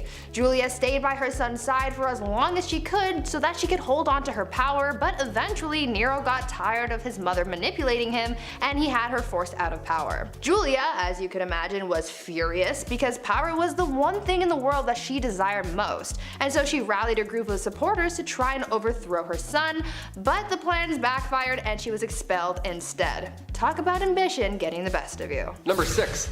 We are family. The last queen of Madagascar. Queen Rana Valona was one of the worst. She was born in 1788 and she ruled over the kingdom for 33 years. She was so cruel and violent that she would often choose violence first in order to preserve independence over the island. She's known as the most ruthless queen in history. After the death of her husband, she just went mad with that new power. In the late 1700s, her king brought peace to the land, but of course there were traditionalists who opposed him. The king's uncle at one point tried to take him out, but a local warned the king. That king repaid the local by adopting his daughter, Rana Valona, to marry his son, Prince Radama. Now, when her prince was alive, they didn't get along at all. And then come 1810, the king passed away, giving Ranilova the promotion of a lifetime. It's also theorized that she poisoned him too, so that's horrible. Ranilova kept away the advances of the French and the British and left bodies of those who tried to attack out for display on the beach. Lovely, like bobbleheads. In 1845, Queen Rana Valona ordered 50,000 subjects to build roads across the jungle for 4 months straight for this massive buffalo hunt. Well, 10,000 of those poor souls died of starvation and exhaustion, and also not one buffalo was hunted, nor seen. Great plan. At number 5, Queen Batman. Batman. He is justice. We know this. Well, long before Batman, there was a queen who sought vengeance, and she did it in the most brutal way. Olga of Kiev became queen regent in 945 CE after her husband was killed because her son was just too young to rule yet. Olga knew that once her son was old enough to be crowned king, her power would be taken away, so she had to do the most that she could with her power while it still lasted, and so she used her powers as monarch to seek justice for her husband's death. She was able to get her husband's killers captured and killed using scalding water, but she soon developed a thirst for suffering apparently, and she just kept on going after people. She would not rest until everyone associated with the people who killed her husband were all eliminated. So if you ever breathed in the general vicinity of the guy who offed her hubby, you could kiss your life goodbye. Olga took hundreds of people out of the tribe that her killers were from. She devised a plan to bury their tribe's leaders alive, and she even came up with a plan to set fire to their entire village. It is said that Olga may have locked the tribe's leaders in a bathhouse and burned it down, but we don't know for sure. All we know is that she definitely was not okay. Number 4, no crust. This next one, honestly, I stand by. I see no wrong here. Queen Elizabeth II, still rocking to this day. She's been known for a few funny, quirky queen things. Like one of my favorites, for example, she has somebody on payroll who breaks in new shoes for the queen. Every time I buy Vans, my ankle always does that little foot rub. If only I were queen, damn it. But we're talking about unusual things here, and one of the weirdest things I've ever heard is that the queen has refused crust on her sandwiches. This has been a no-go for about 150 years. It's not recent at all. You might be thinking, oh, maybe she's old, she can't chew her jawbones. Nope. Way back. This goes way back for no reason. Right around the time of Queen Victoria and her husband Albert. They viewed anything square-shaped as bad luck because it looked like a coffin. I've never thought about death while eating grilled cheese, but now I definitely will. Thank you. This must be a pretty scary job, cutting the crust off the queen's bread. My hands would be shaking the entire time. Also, diagonal or down the middle? Let us know. There's only one right answer. At number 3, Evil Empress. This next empress is pretty similar to Olga of Kiev, whom I talked about earlier. Empress Wu Zetian also had a thirst for blood and suffering, but not towards people who have necessarily wronged her. You see, when she came into power, she was determined to keep that power by any means necessary, so she had all of her rivals killed, so anyone who could possibly overthrow her or come for her seat on the throne was eliminated. The empress ordered the execution of the previous empress as well as members of her own family, including her own newborn daughter. She didn't want to risk anyone taking away her power, including her own offspring apparently. She didn't hold back on the methods of eliminating her rivals either. Yeah, sure, she could have just done a 1-2 stabby stabby and called it a day, but that's no fun.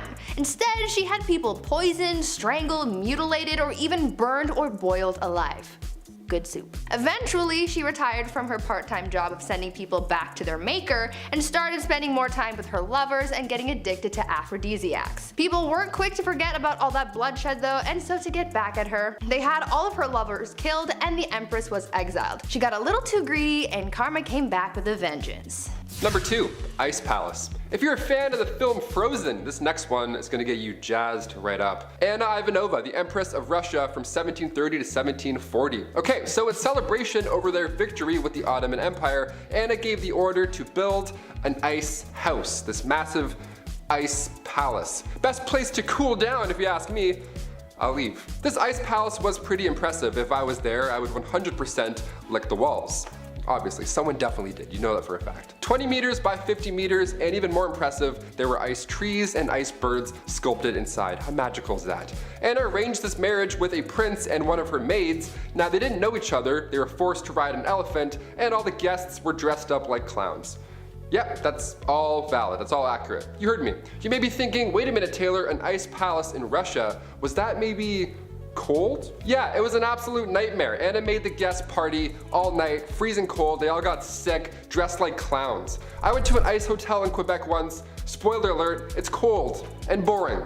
There, I just saved you $70. You're welcome. And finally at number 1, gladiator games and chill. If you didn't ever have to go to work and you could just lounge around all day, what would you do with your time?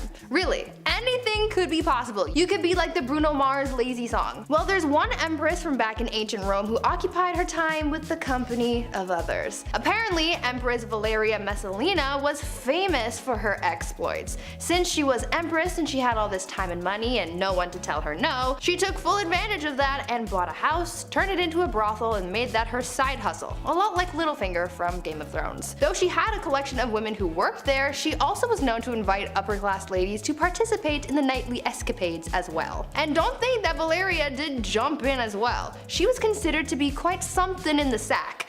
In the wise words of Ludacris and Little John, she was a lady in the streets but a freak in the bed.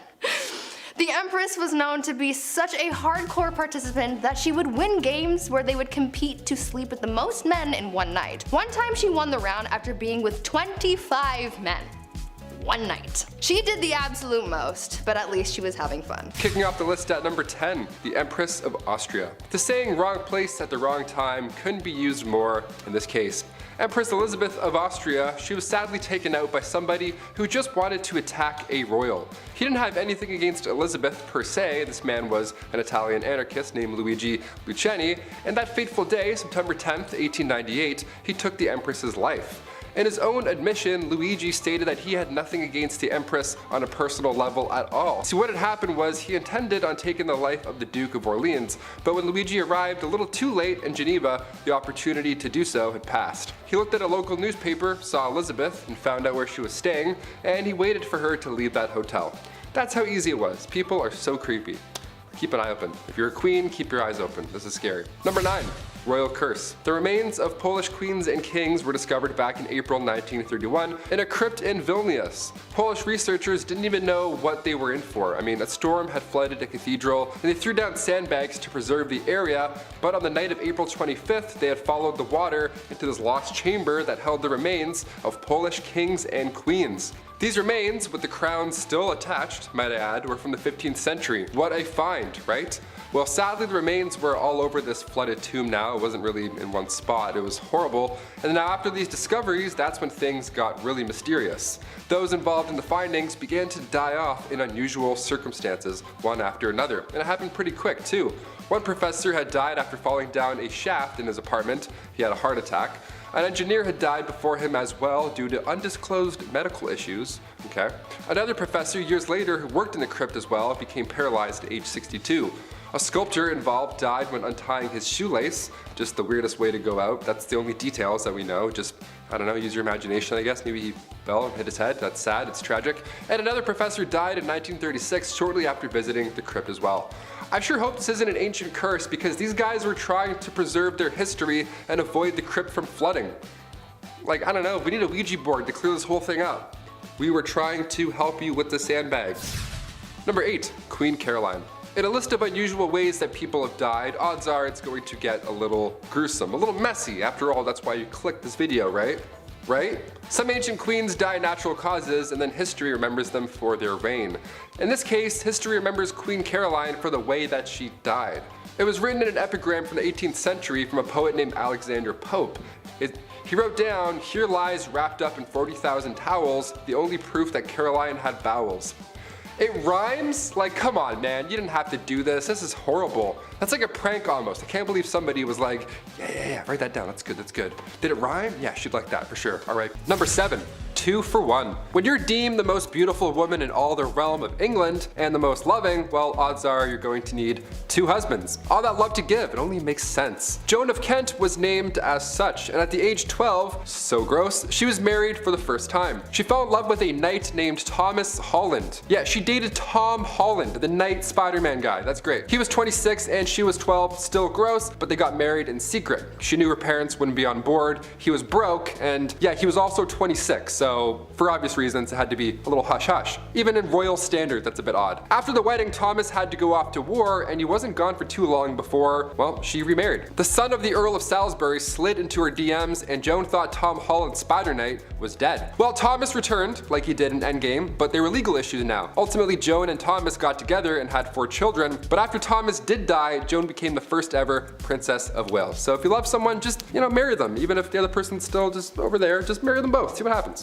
At number 6, apple of his eye. I feel like this queen I'm about to tell you about needs to have her own movie made about her or something, because the things she did for power were almost unbelievable. I would say that I would want to be her when I grow up, but she's kind of responsible for the deaths of a lot of people, and that's not really something I'm striving for, But she did have a lot of determination. I will give her that. Isabella was married to King Edward II of England, and though she was quite the catch, Isabella wasn't really all that jazzed about him. She was like, meh, I guess I'll be your wife, even though back then she really wouldn't have a choice in the matter anyway. Anyways, after 10 years of marriage and the birth of an heir, things seemed to be relatively okay between the king and queen. That is until the king started getting all buddy-buddy with his friend Hugh Despenser, who was a much hated noble. Very hated. Hated numero uno. Isabella didn't like the bromance that was forming, and she was like, no, the only person who gets the king's attention is me. So she rallied the support of the other nobles, banished the Despenser family, burned their castles to the ground, claimed their possessions, and killed anyone who supported the disgraced family. After all of that went down, she took refuge in the Tower of London, where she met a prisoner whom she smuggled to France. Then she got her husband to bring their son to France. And from there, with the support of the nobles and the common people, she was able to defeat her husband and the Despensers, and became Queen Regent until her son Edward III came of age to become king. After all of that, she finally got her way. I hope she slept well that night, because she did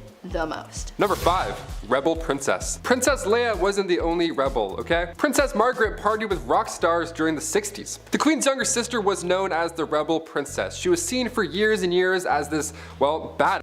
She passed away in 2002, but even to this day we're trying to piece together her love life. Pablo Picasso actually wanted to marry her at one point. How fun is that? Also, side note, I didn't realize how recent Pablo Picasso died. That was alarming to find out. Guess my whole life's a lie. Her wedding was the first to be aired on TV. That's that's quite a big deal. The first televised royal wedding took place on May 6, 1960. In 1968, just 8 years after, word had spread that the princess had an affair at a nightclub with pianist Robin Douglas Home, who only a year and a half later took his own life. Adds a lot of mystery there. Then come 1973, the paparazzi got photos of her with a landscape gardener on her private island. One of the more unusual facts surrounding Princess Margaret was that she was cremated, believe it or not. She had chosen to break tradition so that her ashes could be shared in the same tomb as her father. How sweet is that? These acts are unusual when it comes to royalty, but Margaret also supported more than 80 charity organizations. But even then, media still focused on her love life. Classic. Keep it up. At number 4, Warrior Queen. Let's talk about Queen Rani Lakshmi Bai and how she became known as India's Joan of Arc. Rani was a fighter her whole life. She was raised to be a warrior and was taught how to fight. She even shared her skills with other women, teaching them the same fighting skills at a young age. She was married off to a much older man and she had a child, but she lost them both pretty early on. In need of an heir, she adopted a son and served as Queen Regent, but soon a growing conflict started, causing a lot of tension between the British East Indian Company and her people. The young queen, at just 22 years old, wanted to drive British forces out of her land, and so she organized a revolt that turned bloody very quickly. She ordered the execution of literally every British person in the region. So Bobby from down the street, dead. Mary from around the block, goner. Freddie and Harriet, the kids of that guy that you know who bought shoes off your brother, bye bye. Gone. Rani killed every man, woman, and child in the area. But it still wasn't enough to win against the British. The queen died on the battlefield and the British ended up winning the battle and the kingdom fell to the enemy forces. This queen was one of the bravest and most determined women in history, and she's still remembered as a hero.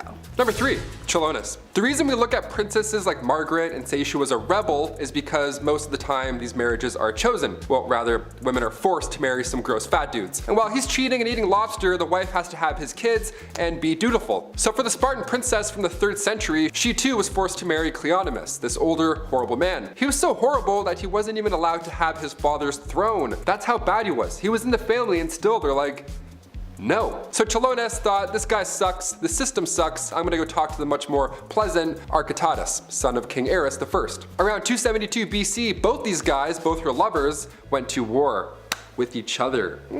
Drama. How about the tea on that? Chilonis was preparing to hang herself in case her husband won. That's horrible. Now luckily he lost, therefore the princess this time around did really live happily ever after with her other man. That's like an R-rated version of Shrek 2, what I just said. I can't believe people had to go through this in real life. That's horrible. At number 2, toxic cosmetics. The price of beauty is pretty steep. These days people spend hundreds and hundreds of dollars on makeup to make themselves feel beautiful, but back in the day makeup not only cost a pretty penny, but it also cost some serious health concerns. Cosmetics were made of a lot of questionable ingredients that you probably wouldn't find in today's products, but for people like Queen Elizabeth I, she didn't care what she was putting on her skin, so long as she not only looked like a snack, but the whole damn meal. Yeah. Elizabeth had pitting in her skin from when she contracted smallpox at the age of 29, and back then, having blemished skin was a sign that God was a little cheesed with you, or that you were having some wild thoughts like thinking about the sexy time ooh. It was thought that these thoughts bubbled up from your no-no square up to your face and showed everyone that you were sinning. Anyways, to cover up the blemishes, Elizabeth wore a lot of makeup, like her version of foundation, but the ingredients were really just making things worse and not better. The foundation was made with a tincture of white lead ore, vinegar, and sometimes arsenic, hydroxide, and carbonate. To add some color back to her face after applying this pasty white mask, she powdered cinnabar to her lips and cheeks, but this was pretty dangerous because it contained mercury. She did this every day, and as you can imagine, it wasn't good for her health at all. Imagine absorbing all of those chemicals through your face on a daily basis. Not cute. And finally, number 1. Are you not entertained? Back in the late 1800s, the name Clara Ward would stir up a conversation. She was famous, really famous, for all the wrong reasons, of course. All it took was her bumping into a European royal and Bob's your uncle. Since birth, Clara was born into money. She didn't even need a royal husband. She was born into a wealthy industrialist family. She would sometimes visit the family mills, you know, to make it look good and kind of be like, hey, how's everyone doing? Whatever, just casual visit. But on this one casual visit, she crossed paths with the Prince of Caraman-Chimay. He was there for trade, but when he left, he brought back a wife. Carry on. Also, meet my wife. Here she is. People were freaking out, obviously. A royal marrying a common American girl. Wow, how could you? She was the talk of the town. Unlike Meghan Markle, Clara loved to show off with her newfound wealth. Some loved her and her image, but others not so much. The marriage only lasted 6 years. Clara eloped with a Hungarian musician, then after her divorce she had to model to make a living rather than showing off for clout. Number 10, Mary I.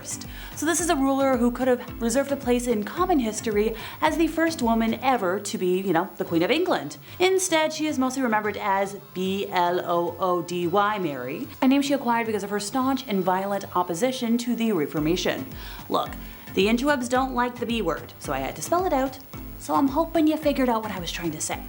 The most controversial part of her reign was her religious policy.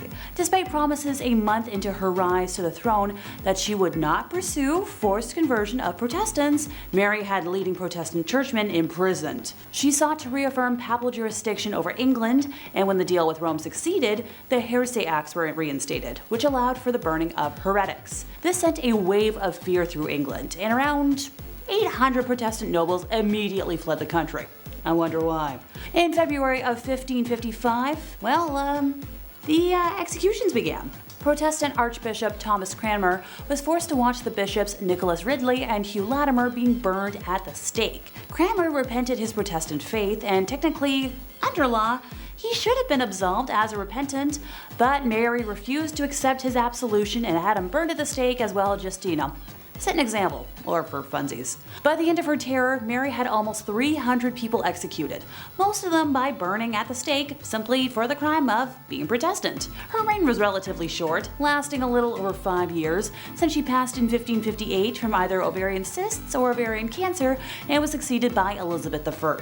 Number 9, Wu Zetian. Look, I know I said in the title of today that I'd be talking about evil queens, but I support all women's wrongs. And rulers in other countries tend to have different titles to their equivalent of queens. So Wu was born to a relatively wealthy family and had extremely progressive parents, becoming well versed in a wide range of subjects including writing, music, literature, and perhaps most importantly, politics and governmental affairs. By the age of 14, Wu was summoned to the imperial palace to become a concubine of Emperor Taizong. After his passing, the newly anointed Emperor Li Zi, the youngest son of the late emperor, who became Emperor Gaozong, brought Wu to the imperial court to be his own concubine.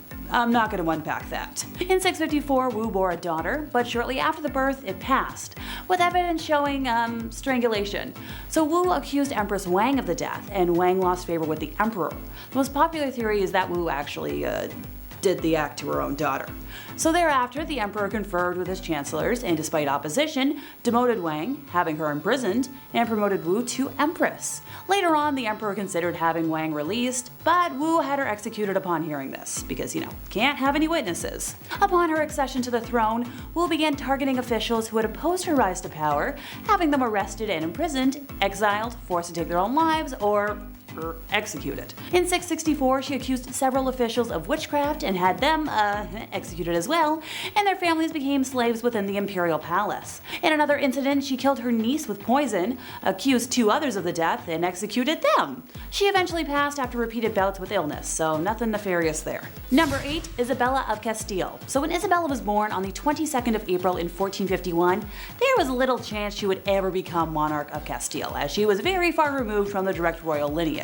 War, politics, and subterfuge intervened, however, and for many years, the Kingdom of Spain was in turmoil, suffering from civil wars and a lot of chaos. To quell one of the rebellions, the hand of Isabella was promised to the commoner, Pedro Duran Acuna Pacheco, but on his way to her, he suddenly fell ill and, passed. Now, this immensely fortuitous event for Isabella cemented her devotion to her faith, since she didn't exactly want to marry a commoner and prayed for divine intervention. Her marriage to Ferdinand, heir to the thrones of Castile and Aragon, cemented her future power. After the death of the King of Castile, the throne was given to Isabella. Her cruelty is recognized in the treatment of non-Christians, which led to the formation of the Spanish Inquisition, known for its extreme brutality and torture of mostly Jewish and Muslim folks. Isabella waged war on the Kingdom of Granada, the last Muslim kingdom in Spain, and the last piece to fall in the Spanish Reconquista. While some may see it as the liberation of Spain, for many others it was open genocide. By the time Granada was annexed, 100,000 Muslims were either dead or enslaved. Number 7, Anne Boleyn. The second wife of King Henry VIII, yes, we have a few on this list. She was found guilty of treason and she had been charged with having sexual relationships with 5 others, including Lord Rochford, aka her brother, George Boleyn. Yeah, the ancient days were a little bit odd. She had also apparently had relations with Sir Henry Norris, the king's close friend. And when I say close friend, I mean he was the groom of the stool, so they were tight. He literally would wipe his. So on top of this, Anne was also found guilty of conspiring to kill her husband. Now, it's since been proven that these crimes were a bunch of rubbish, basically. Anne wasn't even present when these events went down. She was still recovering from the birth of her daughter, future Elizabeth I, so there's no way in hell she was fooling around with the groom of the stool in October 1533. All 5 guys involved were executed on Tower Hill in May 1536, and then 2 days later, Anne joked about her little neck before being taken out with a sword as well. There wasn't even a coffin for her burial. Somebody had to go and get an old elm chest from the Tower Armory. They used a chest to bury her body near her brother, Lord Rochford. A chest. Horrible. That's so horrible. Number 6, Mary Queen of Scots. If you're a murderino, this one's pretty juicy. Listen up. Back in 1565, Mary was determined to take the throne for herself. When Mary was just 6 days old, her father, King James V, had passed away, so she ascended to the throne. She was about to marry the King of France in 1558, but he passed away, so she returned to Scotland as the country's monarch. Her next plan was to marry her cousin, Lord Darnley, so now if something were to happen to Elizabeth, Mary would be yet again lined up for the throne. That cousin ended up dying in a random explosion, and then years later, in 1568, Queen Elizabeth had welcomed Mary after she fled to England. So Mary was close, but now what? Well, Elizabeth had found out that Mary was involved in English Catholic and Spanish plots to overthrow her, so she was then placed on house arrest. Fair, more than fair, more than fair.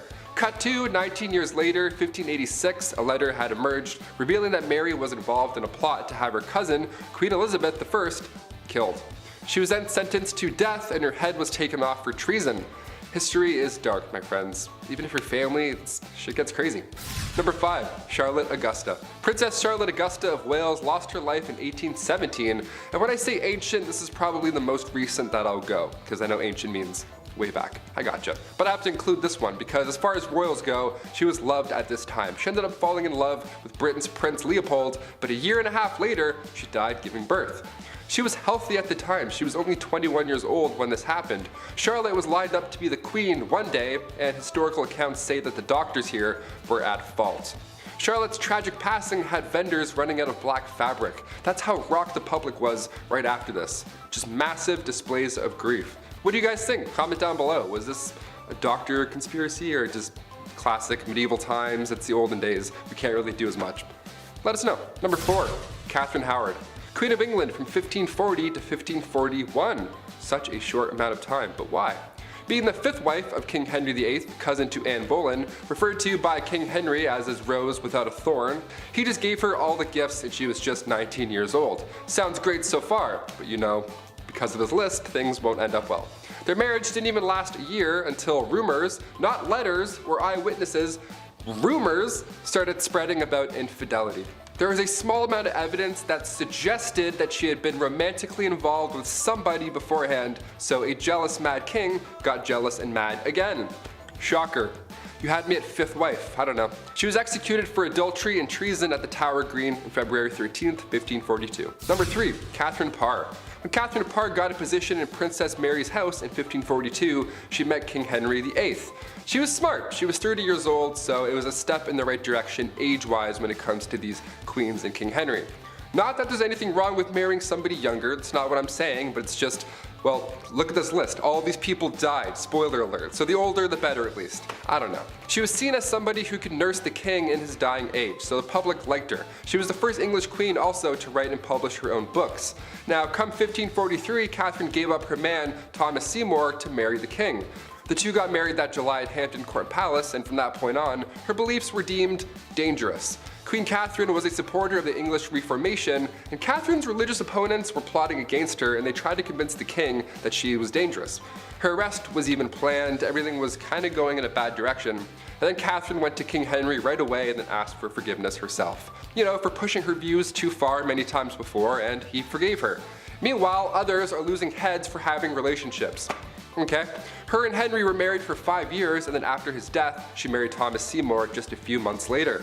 And then come September 1548, she died after giving birth to her daughter. The account of her death comes from a lady-in-waiting and friend of Catherine Parr, comes from Elizabeth Tyrrett, only her account is fishy because she never liked Thomas Seymour to begin with. She made it seem like Catherine was speaking about her husband in a negative manner when she was dying, and this is the only time in history where that's ever been an idea.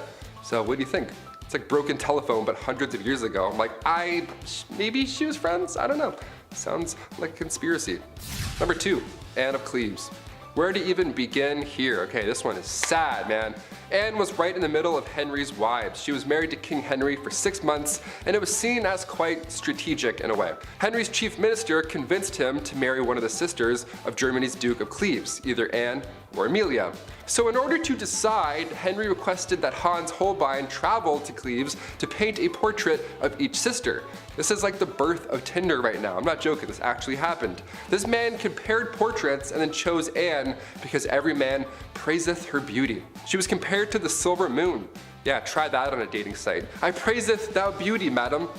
Super swipe. A treaty was signed, and a few weeks later Anne arrived to England. Henry was beyond upset because she looked nothing like she did in her portrait. Yep, real life, this is what really happened. He tried to stop the wedding because of this, but it was too late. They had to follow through, and they got married on January 6, 1540. Anne later accepted the divorce, because obviously a divorce was in play after what you just heard, and then she lived as the king's sister peacefully until her death in 1557. Of all the ways to be remembered in history, King Henry made this horrible for Anne. And finally, number 1, Cleopatra. Last of the Egyptian pharaohs and last on our list. One of the biggest questions to this day is just how Cleopatra died. What happened? It's been rumored for a while that a snake bite was the culprit, but many believe that Cleopatra also allowed a poisonous snake to end her life. They think it was a bite from an asp. But there's also a large amount of historians that also believe that she poisoned herself using a hairpin. Her lover Antony fell on his own sword, but Cleopatra, she just poked herself. She barely lost blood. Now, as a youngin', we have to note that Cleopatra was brilliant. She was also interested in learning specifically about chemistry. So this theory about her poisoning herself doesn't sound very far-fetched. Until we find her body, we'll really never know. What do you guys think? Number 10 is Marie of Romania, otherwise known as Missy, the nickname she earned to match her spunk and vitality. With her father always away, her Duchess mother reigned the household, and Marie learned a lot from the independent girl boss of a mother, even though the Duchess believed that the apple had fallen miles from her tree. AKA, she thought her kids were kinda dumb, but this is because Missy, in namesake of this video, loved to be spoiled. Attending her mother's countless parties, she loved to be in the spotlight. She'd even ride her white horse through the center of them. When it wasn't a party, it was a theater or gown shopping. Missy loved material things and entertainment. It all came to a crashing end, however, when the family moved to Coburg, Germany, and her mother hired an authoritarian German governess who felt the royal youngsters were far too spoiled. She replaced their soft beds with cots, put them on a seriously strict lesson plan, and traded their beautiful silk dresses with rough cotton ones. However, this seemed to do well for our girl Missy because she became a cross-blend between a spoiled socialite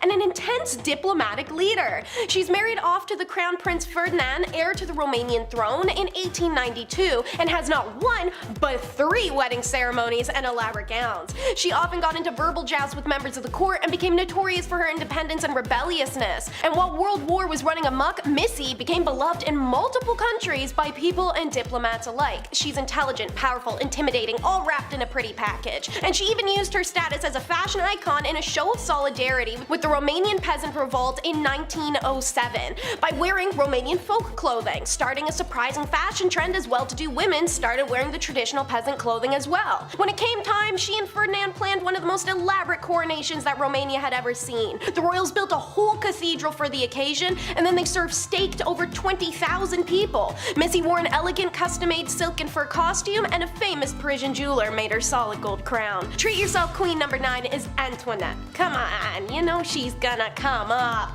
Trust me, I'm not the type to smear campaign Marie Antoinette either, because at the end of the day, she was a teenage puppet shipped off to France to forge political alliances as a figurehead. She was intentionally undereducated, yes, but that didn't make her ignorantly evil. Marie Antoinette has become synonymous with the decadence and the unfortunate focal point of the French Revolution. While she never said the famous line, "Let them eat cake," she most definitely displayed grandeur at a time where people were starving, leaving her plagued by gossip and scandal, which she chose to ignore, and that doesn't look very good. She set trends for stuffed bird hats that led to a species being hunted to extinction, and she imported the world's most expensive material at the time, a hand-painted fabric from India, for many of her dresses. She donned gold and jewels. Meanwhile, outside the palace gates, France was growing restless and had chosen its scapegoat. Dubbing her Madame Deficit, unaware Marie was blamed for all the country's misfortunes, and her family paid for it with their lives. Despite the indignities heaped on her before her death, the sweet girl went to the guillotine calmly, and now Marie Antoinette has forever been immortalized as the symbol of class conflict. Treat yourself, queen. Number 8 is de Medici. Catherine de Medici has been mentioned in a few of our recent queen-related videos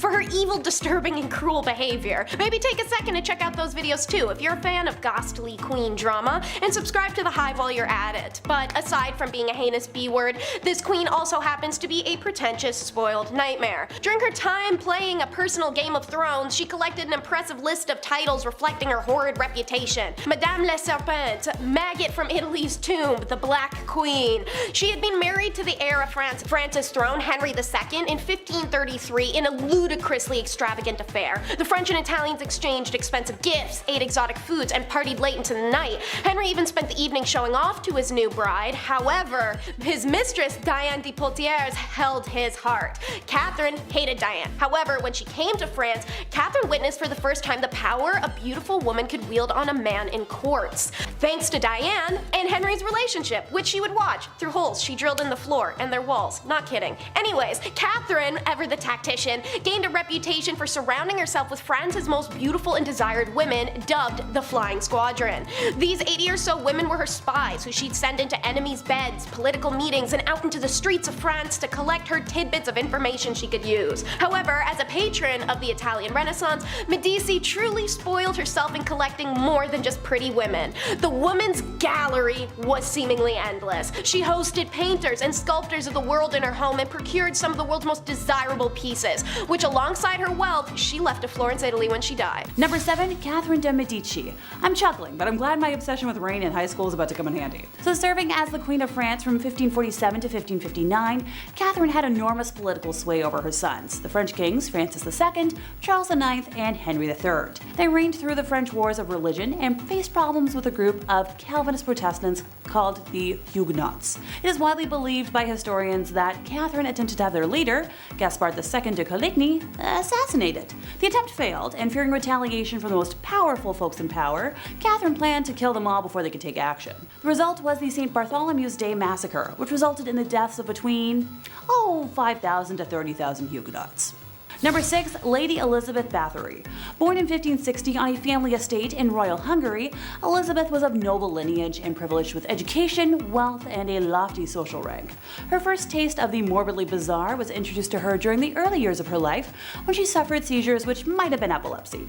Treatment at the time for such bouts included feeding the patient human redness and bits of skull from a non-sufferer. She bore witness to brutal punishments and executions carried out by her father's officers and was influenced by family members involved with Satanism and witchcraft. When she was barely in the double digits of age, Elizabeth was engaged to Count Ferenc Nadasdy, who she later married. Her husband spent much of his time away from home fighting the Ottomans, leaving Elizabeth to run the estate.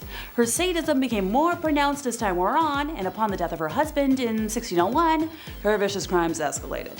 Most of her victims were girls around the age of the time she got married, and were usually the daughters of lesser gentry who had been sent to court to learn etiquette. Her favorite punishment methods including using pins to stick under her victims' fingernails and covering her victims in honey and leaving them out to be eaten by ants and other insects. Other methods included whipping her victims with nettles and frequently burning body parts, especially genitalia. After burning her victims, she would dump them in icy water.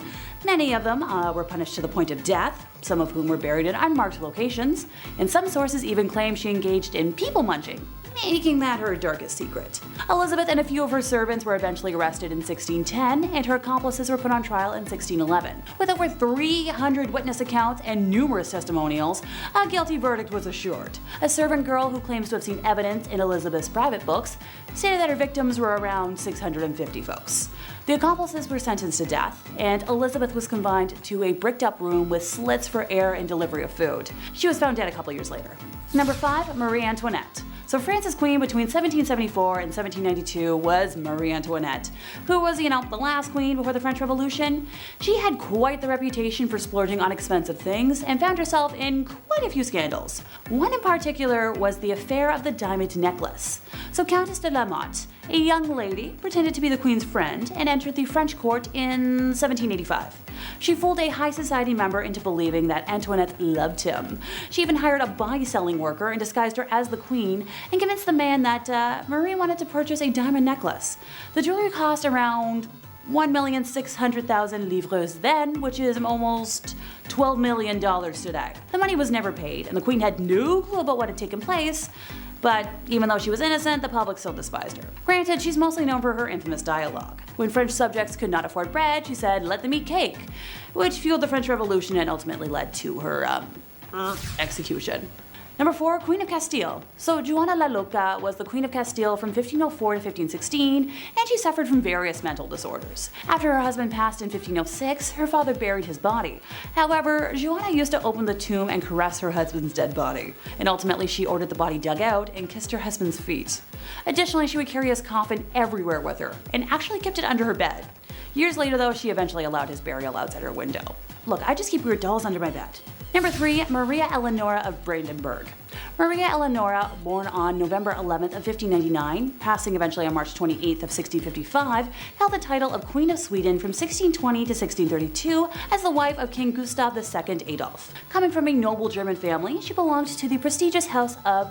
I'm not even going to try and say that. However, when Maria and Gustav gave birth to a girl with a genetic condition causing excessive hair growth, Maria was deeply shocked. The unexpected appearance of her daughter, combined with societal beauty expectations, pushed Maria to her limits. She considered her daughter ugly and refused to care for what she perceived as a monstrous creature. When Gustav died when Christina was only, this many years old, Maria blamed her for his death. For over a year, Maria subjected Christina to very harsh punishment, confining her to blacked out, darkened rooms to mourn her father in solitude for very extended periods, even placing her father's open casket in Christina's room and demanding she sleep next to it, which that's way too morbid. Even by my standards. Maria's mental state deteriorated, eventually leading to Christina's removal from her custody. So, thank goodness for Christina. Number 2 is Sixty the Dragon Lady. So the story of her rise to power is a remarkable one. Born at a time when Chinese women were politically invisible, this lady managed to acquire enormous political influence by exploiting her position as a royal concubine, engaging in court intrigues and manipulating those around her. By the end of the 1860s, she had become the most powerful individual in China. Her will and her reach even exceeded 2 male emperors, who she frequently bypassed or overruled. Now, she was originally born Lan Kuo in 1835, the daughter of a minor Manchu official, and at age 15 she was selected as a potential concubine for the emperor and relocated to the Forbidden City. She was elevated to the status of concubine officially by age 18, eventually giving birth to the emperor's only son, Zechun, a feat that earned her another promotion in the palace hierarchy. The emperor died in 1861, and shortly after the disastrous Second Opium War, left the throne to his only son. So as the mother of the reigning emperor, Cixi was given the courtesy title Dowager Empress. So by this point, the empress had become quite adept at manipulation, palace intrigues, and power games. Through forged evidence and false testimony, she engineered the arrest of the 8 ministers, 3 of whom were later executed. With the Regency Council gone, the empress became the de facto regent for the duration of her son's reign, until his early death from smallpox in 1875. The empress was instrumental in the succession, choosing her young nephew Zetian, who was crowned as emperor. So once again, this Dowager Empress acted as regent to the infant emperor, this time in a more formal capacity. 12 years into the young emperor's reign, our empress moved to the Summer Palace in Beijing, and surrounded by a network of informants and advisors, doted on by loyalists and conservatives in the bureaucracy and military, she continued to exert enormous influence on appointments, policies, and matters of state. Stories of the empress's extravagance are prevalent, since it has been claimed that she regularly increased her personal and food allowances, that she withdrew gold and silver from dwindling national reserves, and spirited millions of pounds offshore into bank accounts in London. Other tales of her exorbitant spending include her decision to spend 10 million silver taels, some set aside to rebuild the Chinese Navy, on the renovation of one of her palaces. Another rumor claims that 3,000 ebony boxes were needed to restore her jewelry collection. Number 1, Agrippina the Younger. So Julia Agrippina, also referred to as Agrippina the Younger, was a Roman empress from 49 to 54 AD, the 4th wife and niece of Emperor Claudius and the mother of Nero. throne. After the death of her first husband, Agrippina tried to make shameless advances to the future emperor Galba, who showed no interest in her and was devoted to his wife. On one occasion, Galba's mother-in-law gave Agrippina a public reprimand and a slap in the face before a whole bevy of married women. She was one of the most prominent women in the Julio-Claudian dynasty, functioning as a behind-the-scenes advisor in the affairs of the Roman state via, the powerful political ties. She maneuvered her son Nero into the line of succession, and Claudius became aware of her plotting, but died in 54, and it was rumored that Agrippina poisoned him. She exerted a commanding influence in the early years of Nero's reign, but in 59 she was killed. Both ancient and modern sources describe Agrippina's personality as ruthless, ambitious, violent, and domineering. Number 10, moving in. I don't know about you guys, but when I think of Old Blighty, I think of royal prestige. London and Buckingham Palace. After all, that's what a queen needs. You gotta have a palace. Where's my palace? Although most people think of the queen living in Buckingham Palace, Queen Victoria was the first of the royal family to do so. I'm not royalty, but I wouldn't mind crashing a few days there. Nice big place, servants, probably all you can eat. Man, she had it good. All that's missing is Wi-Fi. Move over, Your Royal Highness, I'm moving in. Just gotta get my collection of Sailor Moon memorabilia. Number 9, Queen Jeans. No, not a nice pair of royal genes. I'm talking about DNA and hereditary genes. I've mentioned a few times on this channel how the royal family may or may not have been inbreeding. Okay, who am I kidding? There was a lot of inbreeding going on. Sisters, brothers, mothers, fathers, cousins, and of course, hey stepbro. Now, as lovely as that seems to some, unfortunately, crossing the hall to reproduce can have ill effects, as inbreeding is known to have complications with birth and their offspring. Well, Queen Victoria may have been the first carrier of hemophilia B, a blood clotting disease. While not having it herself, it's thought she passed it down through royals related all throughout Europe. Tsar Nicholas II's son comes to mind. However, I feel like if we told the royals why people were contracting certain illnesses, they would still do what they want anyway. So I'll just close the door. You guys can go ahead and do what you're gonna do. Number 8, breaking tradition. For men in Western culture, it has been a long time of bending the knee to propose to the woman that you love, or so wish to swoon. Tammy Lynn, I don't got much, but I know I got this ring I found behind a Chuck E. Cheese. So what I would like to do is I Jim Bob Billy Abernathy am asking for your hand in marriage. So romantic. Anyway, bad jokes aside, you'd be wrong in thinking that's how it went for Old Blighty. When the young monarch met her cousin, Albert, the love juices were flowing. She knew she was gonna have to lock him in and propose to him before he could get the chance. They were shortly married soon after, and as stated in her diaries, it seemed that the couple was truly in love, which for royals is kind of rare.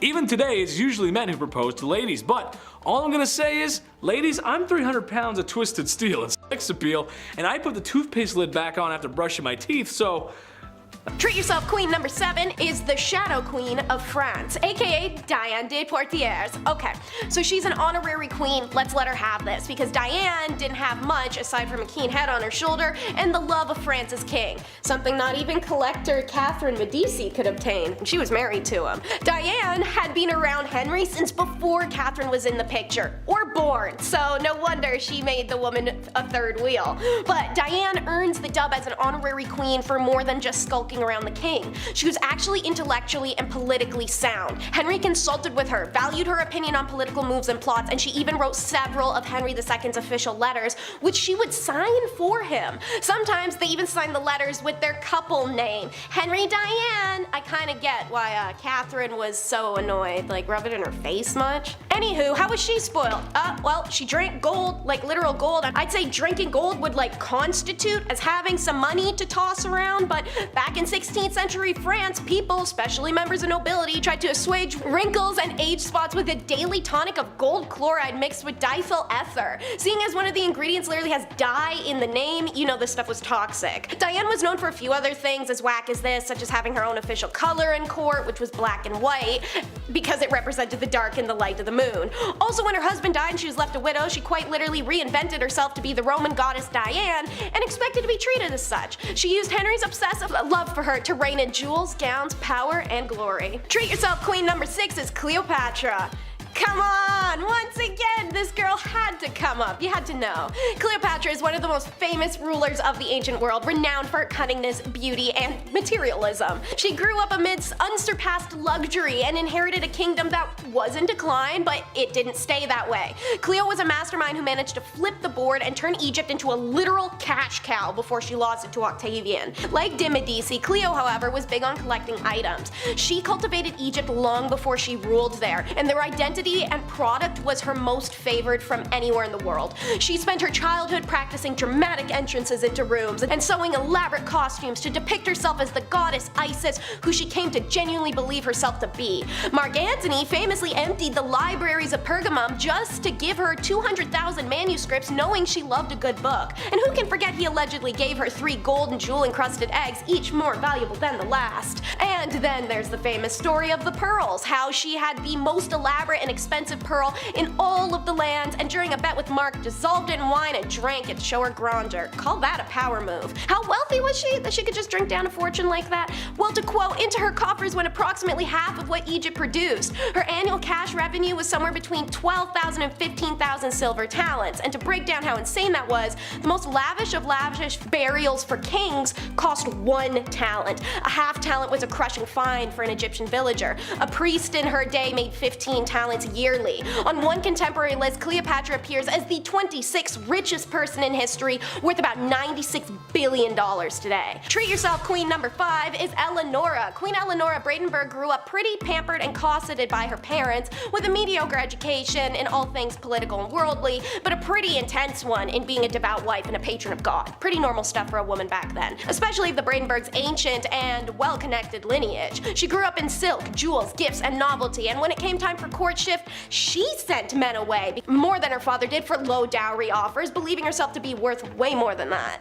When it came time for her to be smuggled into Sweden to marry the eager bridegroom Gustav II Adolf, she was head over heels with the man she had barely met. Maria never truly grew out of her childishness and was clingy and dependent on the king. In his presence, she glowed like the sun. In his absence, she was depressed and fearful, going into hysterics if he was delayed in returning home or, God forbid, was wounded. When he did die, it was a crap show. Maria teared wallpaper off the walls and ripped her clothing apart. Then she embalmed his body and brought it with her and their heir everywhere they went for months on end. Maria, before and after her husband's death, but especially after she was given power, was known to have exiled high-ranking courtiers and even killed them in some cases should they not comply and grant her desires or tell her what she wanted to hear. She also would confiscate land and property from her subjects without due cause, and of course funded her lavish lifestyle and expensive taste by imposing heavy taxes. Treat yourself, queen number 4 is Queen Margherita of Italy, and yes, the pizza is named after her. I am not kidding, we'll get to that in a minute. This rags to riches queen did have her spoiled moments, but she was genuinely a pretty level-headed person. She greatly supported the alliance of Italy and the German Empire. Margherita lost her father and mother at a young age, but her uncle, King Vittorio of Italy, ensured she was raised with art and music lessons. She took weekly dance lessons, painted, learned to sing, and sew. By the time she became the first queen of Italy in 1878, she was immensely popular with the people. Margherita was active in cultural organizations, promoting the arts, working with Red Cross, and she's eventually even accredited with introducing chamber music to Italy, which if you've ever been in an Italian grandpa's car is their absolute jam. Icing on the cake, she was a trendsetter, earning the title of the first fashion icon of Italy. And this theatrical elegance and diverse style taste left nobles and commoners alike in awe. After the killing of her husband in 1900, Queen Margherita devoted herself to the role of Queen Mother and assisted her son King Vittorio Emanuele III in ruling Italy. She always ensured the kingdom rolled in enough cash to meet her lavish expectations, however, which is why she's not smeared the way that some queens are for spoiled legacies. Treat yourself, queen number 3 is an honorary mention. This lady was not a royal queen, but a dynasty queen. Have y'all heard of the Rothschilds? I'm sure.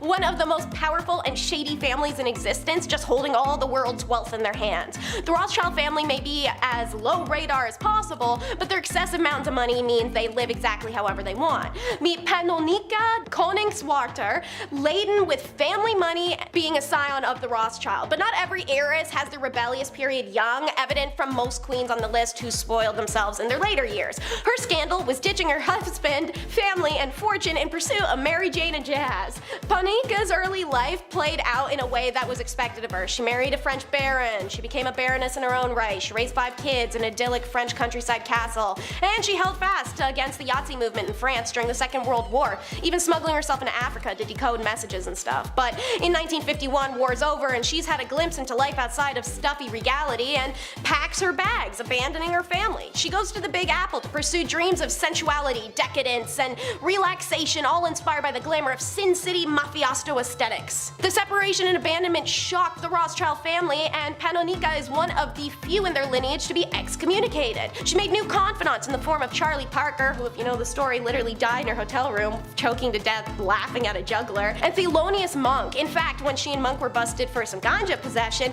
she took the fall. She instead became a patron of New York's jazz scene, offering support by paying needy musicians rent, buying them groceries, and visiting them in the hospitals. Treat yourself queen number 2 is Caroline of Naples and Sicily. So Marie Caroline is the sister to Marie Antoinette, who definitely had the one-up on the last name game, despite sharing the first name. It doesn't matter though, because Caroline got to keep her head, so who's the real winner here? Anywho, the two girls were sick as thieves in their childhood, meaning they had the same ditzy, lavish upbringing despite a strict education that Caroline underwent. When it came time for her to leave behind her soft gowns and idyllic countrysides and gilded rooms for the marriage she didn't want, Caroline threw tantrum after tantrum. Then, when she gets there, poor girl learns that she was the only one in her marriage prepared for the throne. Her new husband, Ferdinando, had grown up hunting, playing pranks, and just filling his gut. Dude's a simpleton at best, and it's a good thing she and her mama wrote it into the marriage contract that after she popped out her first kid, she would automatically get a voice in Council of State. This is why Caroline was seen as spoiled. Not her riches, which trust me, girl had plenty, rather she was smart enough to have her roles legally written and guaranteed. By the men of the court, she was seen as pompous. While the king is fishing and hunting, she becomes the de facto decision maker, so by the 1770s, the Kingdom of Naples had developed a homegrown version of French Enlightenment, a nest of progressive social thought, literature, and arts, etc., with most of it supported by the Queen. Treat yourself queen number 1 will be Vicky of Sweden. There are a few Victorias of Sweden. This one specifically is a linear descendant of the Wasa dynasty,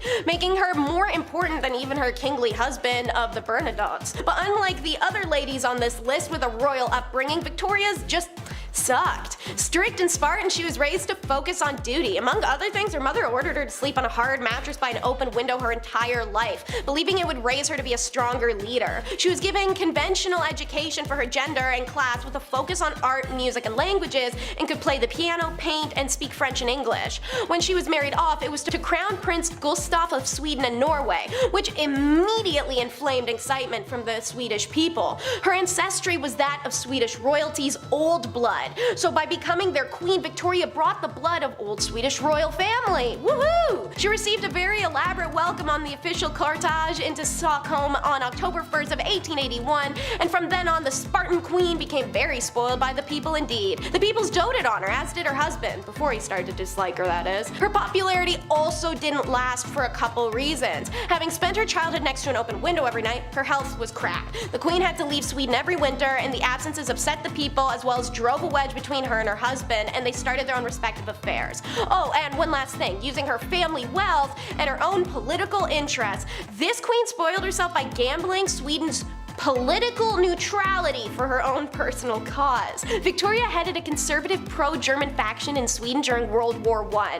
This gambled the entire nation and their alliances, and her husband was furious, as were the court and the people, but Victoria, ever the prude, was adamant she was right to be doing this. When World War I finished, she lost virtually all her power and respect. Number 1 is context on the missing queens. Lexi de los Santos, a Nat Geographic promoter, perfectly describes the treatment of Egyptian queens.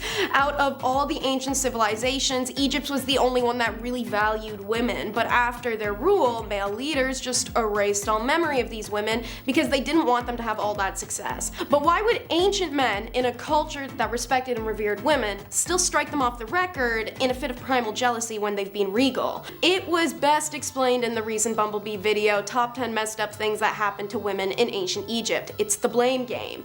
In ancient Egypt, pharaohs were supposed to be the human incarnate of the gods. But one thing that the male gods female gods, and human females all had in common was the truest power, the womb. The ability to create and birth life, Ra's greatest creation. All of mankind came from Ra, the king god, yet any man who sat on the throne as pharaoh, meant to be the incarnate of Ra, was missing that one true power. So what that meant is any time a female pharaoh took the throne, she was more akin to the king god by the Egyptians' own definition than the male pharaoh ever could be. Call that a mic drop. Consequently, if the womb wielders had a built-in facet of power that you can't regulate, recreate, nor have for yourself, chances are you're gonna be pretty snubbed. So if she's also a better ruler than her male counterparts, you're going to be resentful. Unfortunately, this means the documentation of many queens is lost to time. Their stories coming to us in broken pieces of pottery and papyrus, on ancient word of mouth from Greek and Rome, or from unidentified mummies that come and go as the sands blow thanks to the jealousy of mankind. Leader number 9 will be Khentihase the First. So, who was the first woman to rule Egypt? This will be the biggest debate of the video, as there are technically 3 qualifiers. First candidate is Khentihase the First. She was born circa 2550-2520 BC and died sometime between 2510 and 2490 BC. The remains of this female leader were undisturbed for 2 millennia within her necropolis until its excavation in the 1930s. And since its discovery at Giza, her tomb has intrigued historians and archaeologists alike. The mausoleum is as grand as other pyramids of her predecessors and includes a solar boat, a chapel, granaries, and a water tank. A small structure known as the washing tent of the female king had been built in front of her temple, and here the body was washed and ritually purified prior to being embalmed. Her mastaba is believed to have been the final royal tomb that was constructed at that necropolis, and many scholars believe that it was strongly connected to the pharaohs of the 4th and 5th dynasties. On its granite doorway, her formal title is construed to be the mother of the king of Upper and Lower Egypt, holding office as king of Upper and Lower Egypt. In support of the latter title is her image, which is altered to show her in a kingly pose, including the false beard, the royal uraeus cobra crown, and holding a scepter, one of the many adjustments and additions made up until the 6th century, implying that this pharaoh possibly had continued a role in religion and worship after her death. Khenti may have ruled as a regent for her presumed son, Sahur, possibly in conjunction with Ustarkaf, the founder of the 5th dynasty. However, despite the fact that she was apparently considered an ancestress of the 5th dynasty and was commemorated in the mortuary temple of Apsur at Kenikartes II, her name has never been found in a royal cartouche. Leader number 8 is Merneith. Among ancient Egypt's greatest female leaders was Queen Merneith, who had the overwhelming ambition to rule a country, and stopped whoever shared that sentiment. Her name means the beloved Neith, the daughter of King Diar, and beloved she seemed to be, until after she died, and then the men didn't have to respect her anymore, that is. Even if she wasn't the first woman to rule Egypt, she definitely seemed to be, but if historians want to debate endlessly, who am I to stop their fun? She definitely was the first woman to rule anything in known human history, because she was born about 3,000 years ago. Merneith stepped in as regent after her husband's death, as their son Den was too young to rule at the time. Karakuni, an Egyptologist, said that these women were often used as protectors. Men would put women in high positions to keep young male leaders safe and give them time to mature. When a man was ready to take over as pharaoh, the woman in charge would step down. But Merneith was Old Kingdom Egypt, and when she assumed this tutelage, it was in despite of what religious traditions of the 1st dynasty decreed, that only men were to rule. Despite that, Merneith stood rigidly by her son for a full decade, from 2939 to 2929 BC, until he became one of the most prominent kings of Old Kingdom Egypt. Despite the fact that there are few records of her name in any tombs, her accomplishments and life, she's still believed to have been a figure of great power and simultaneously respected and despised. Either way, she's one of those pharaohs that was buried alongside 50 live servants. Number 7. Did you miss me? Queen Victoria was a leader. She held a lot of power, and that means people sometimes got a little crazy and wanted to remove her from such power. So for Queen Victoria, it should be no surprise however uncouth it was, but she had multiple assassination attempts on her life. A lot of which were people firing shots at her carriage for some reason with a pistol. And a lot of these attempts leading people to being declared insane. And one specific amateur who tried multiple times to end the royal and failed every time. 8 times to be specific. I feel like after the first 4 times when the guard saw this guy approach, it was like, oh, man, this guy again. Oh, brother, this guy stinks. Anyway, all attempts to end her life failed, and she became the 2nd longest reigning queen. Next to Queen Elizabeth, of course. Number 6. Oh, Christmas tree, oh, Christmas tree. I was honestly shooketh when I learned this, but you know that thing a lot of people do around the holiday season where they get a big green tree and they like decorate it because of the holiday called like Christmas? You might have heard of it. Yeah, I've never heard of it either. Bad jokes aside, the queen and her husband may have popularized the Christmas tradition of decorating the tree after sending trees to local schools and army barracks. An image of the family decorating the tree was also published that Christmas.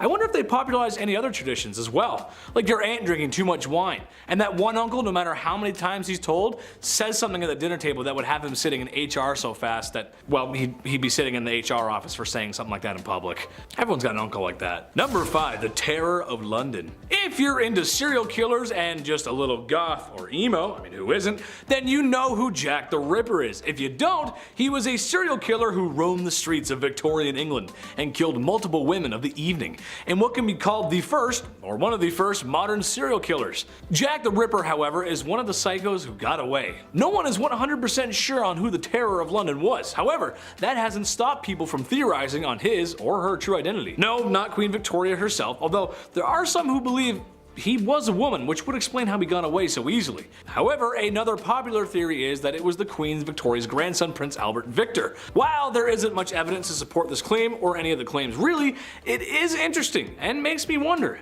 maybe the royal was a killer. We'll never know. Number 4, Short Kings Unite! Even though I'm a semi-charming and moderately handsome internet host, I suffer from an illness a lot of men do. I suffer from shortness. When the Lord was making me, he just put a few extra drops of cute in the mix. And then there was no more room for my legs to grow. I just see life from a little bit down below. Although, I own it, and thank God I don't have little man syndrome. All toxic jokes aside, Queen Victoria may have been a good fit for us short kings, as she was barely 5 feet tall. She's known for being a formidable queen, but when you're that short, it can sometimes be difficult to keep your stature. Somebody take me seriously. Number 3, dollies. Okay, so maybe my Sailor Moon merch collection is weird. Maybe I just want to be a cute blonde Japanese girl with a short skirt fighting evil. Can you blame me? However, something I always find strange, no matter who it is and who owns it, is a doll collection. Why? Why? And it's never a couple, it's always a large collection. And tell me why anytime you go to visit someone and stay overnight, they always put you in a guest room where the majority of the dolls reside. There's nothing like 100 pair of creepy plastic eyes staring you down while you're trying to sleep in a bed that isn't yours. Well, Her Royal Majesty had her own collection of dolls. Yeah, that's right. You can just imagine the kind of treatment these dolls received. It's said she had hundreds of them, and most likely wore higher quality clothes than most common folk at the time. Great, now my worst nightmares outnumber me, and they're dressed to the nines. Whew, dolls are just creepy. Number 2, Here Comes the Bride. Imagine being so powerful, so mighty, and influential that you'll create 2 Western traditions. Sure, the Christmas tree is great, but I'd argue the white wedding dress is more. She wasn't the first to wear a white wedding dress, but she was the one that made it happen. There's a few reasons why, and the obvious one is flexing that royal coin, but imagine trying to keep pure white clothes clean in the past. My mom makes a mean spaghetti and meatballs, and I have a difficult time keeping those stains off my white t-shirts, which, if you also ask my mom, is a bad color for me. I was a messy kid.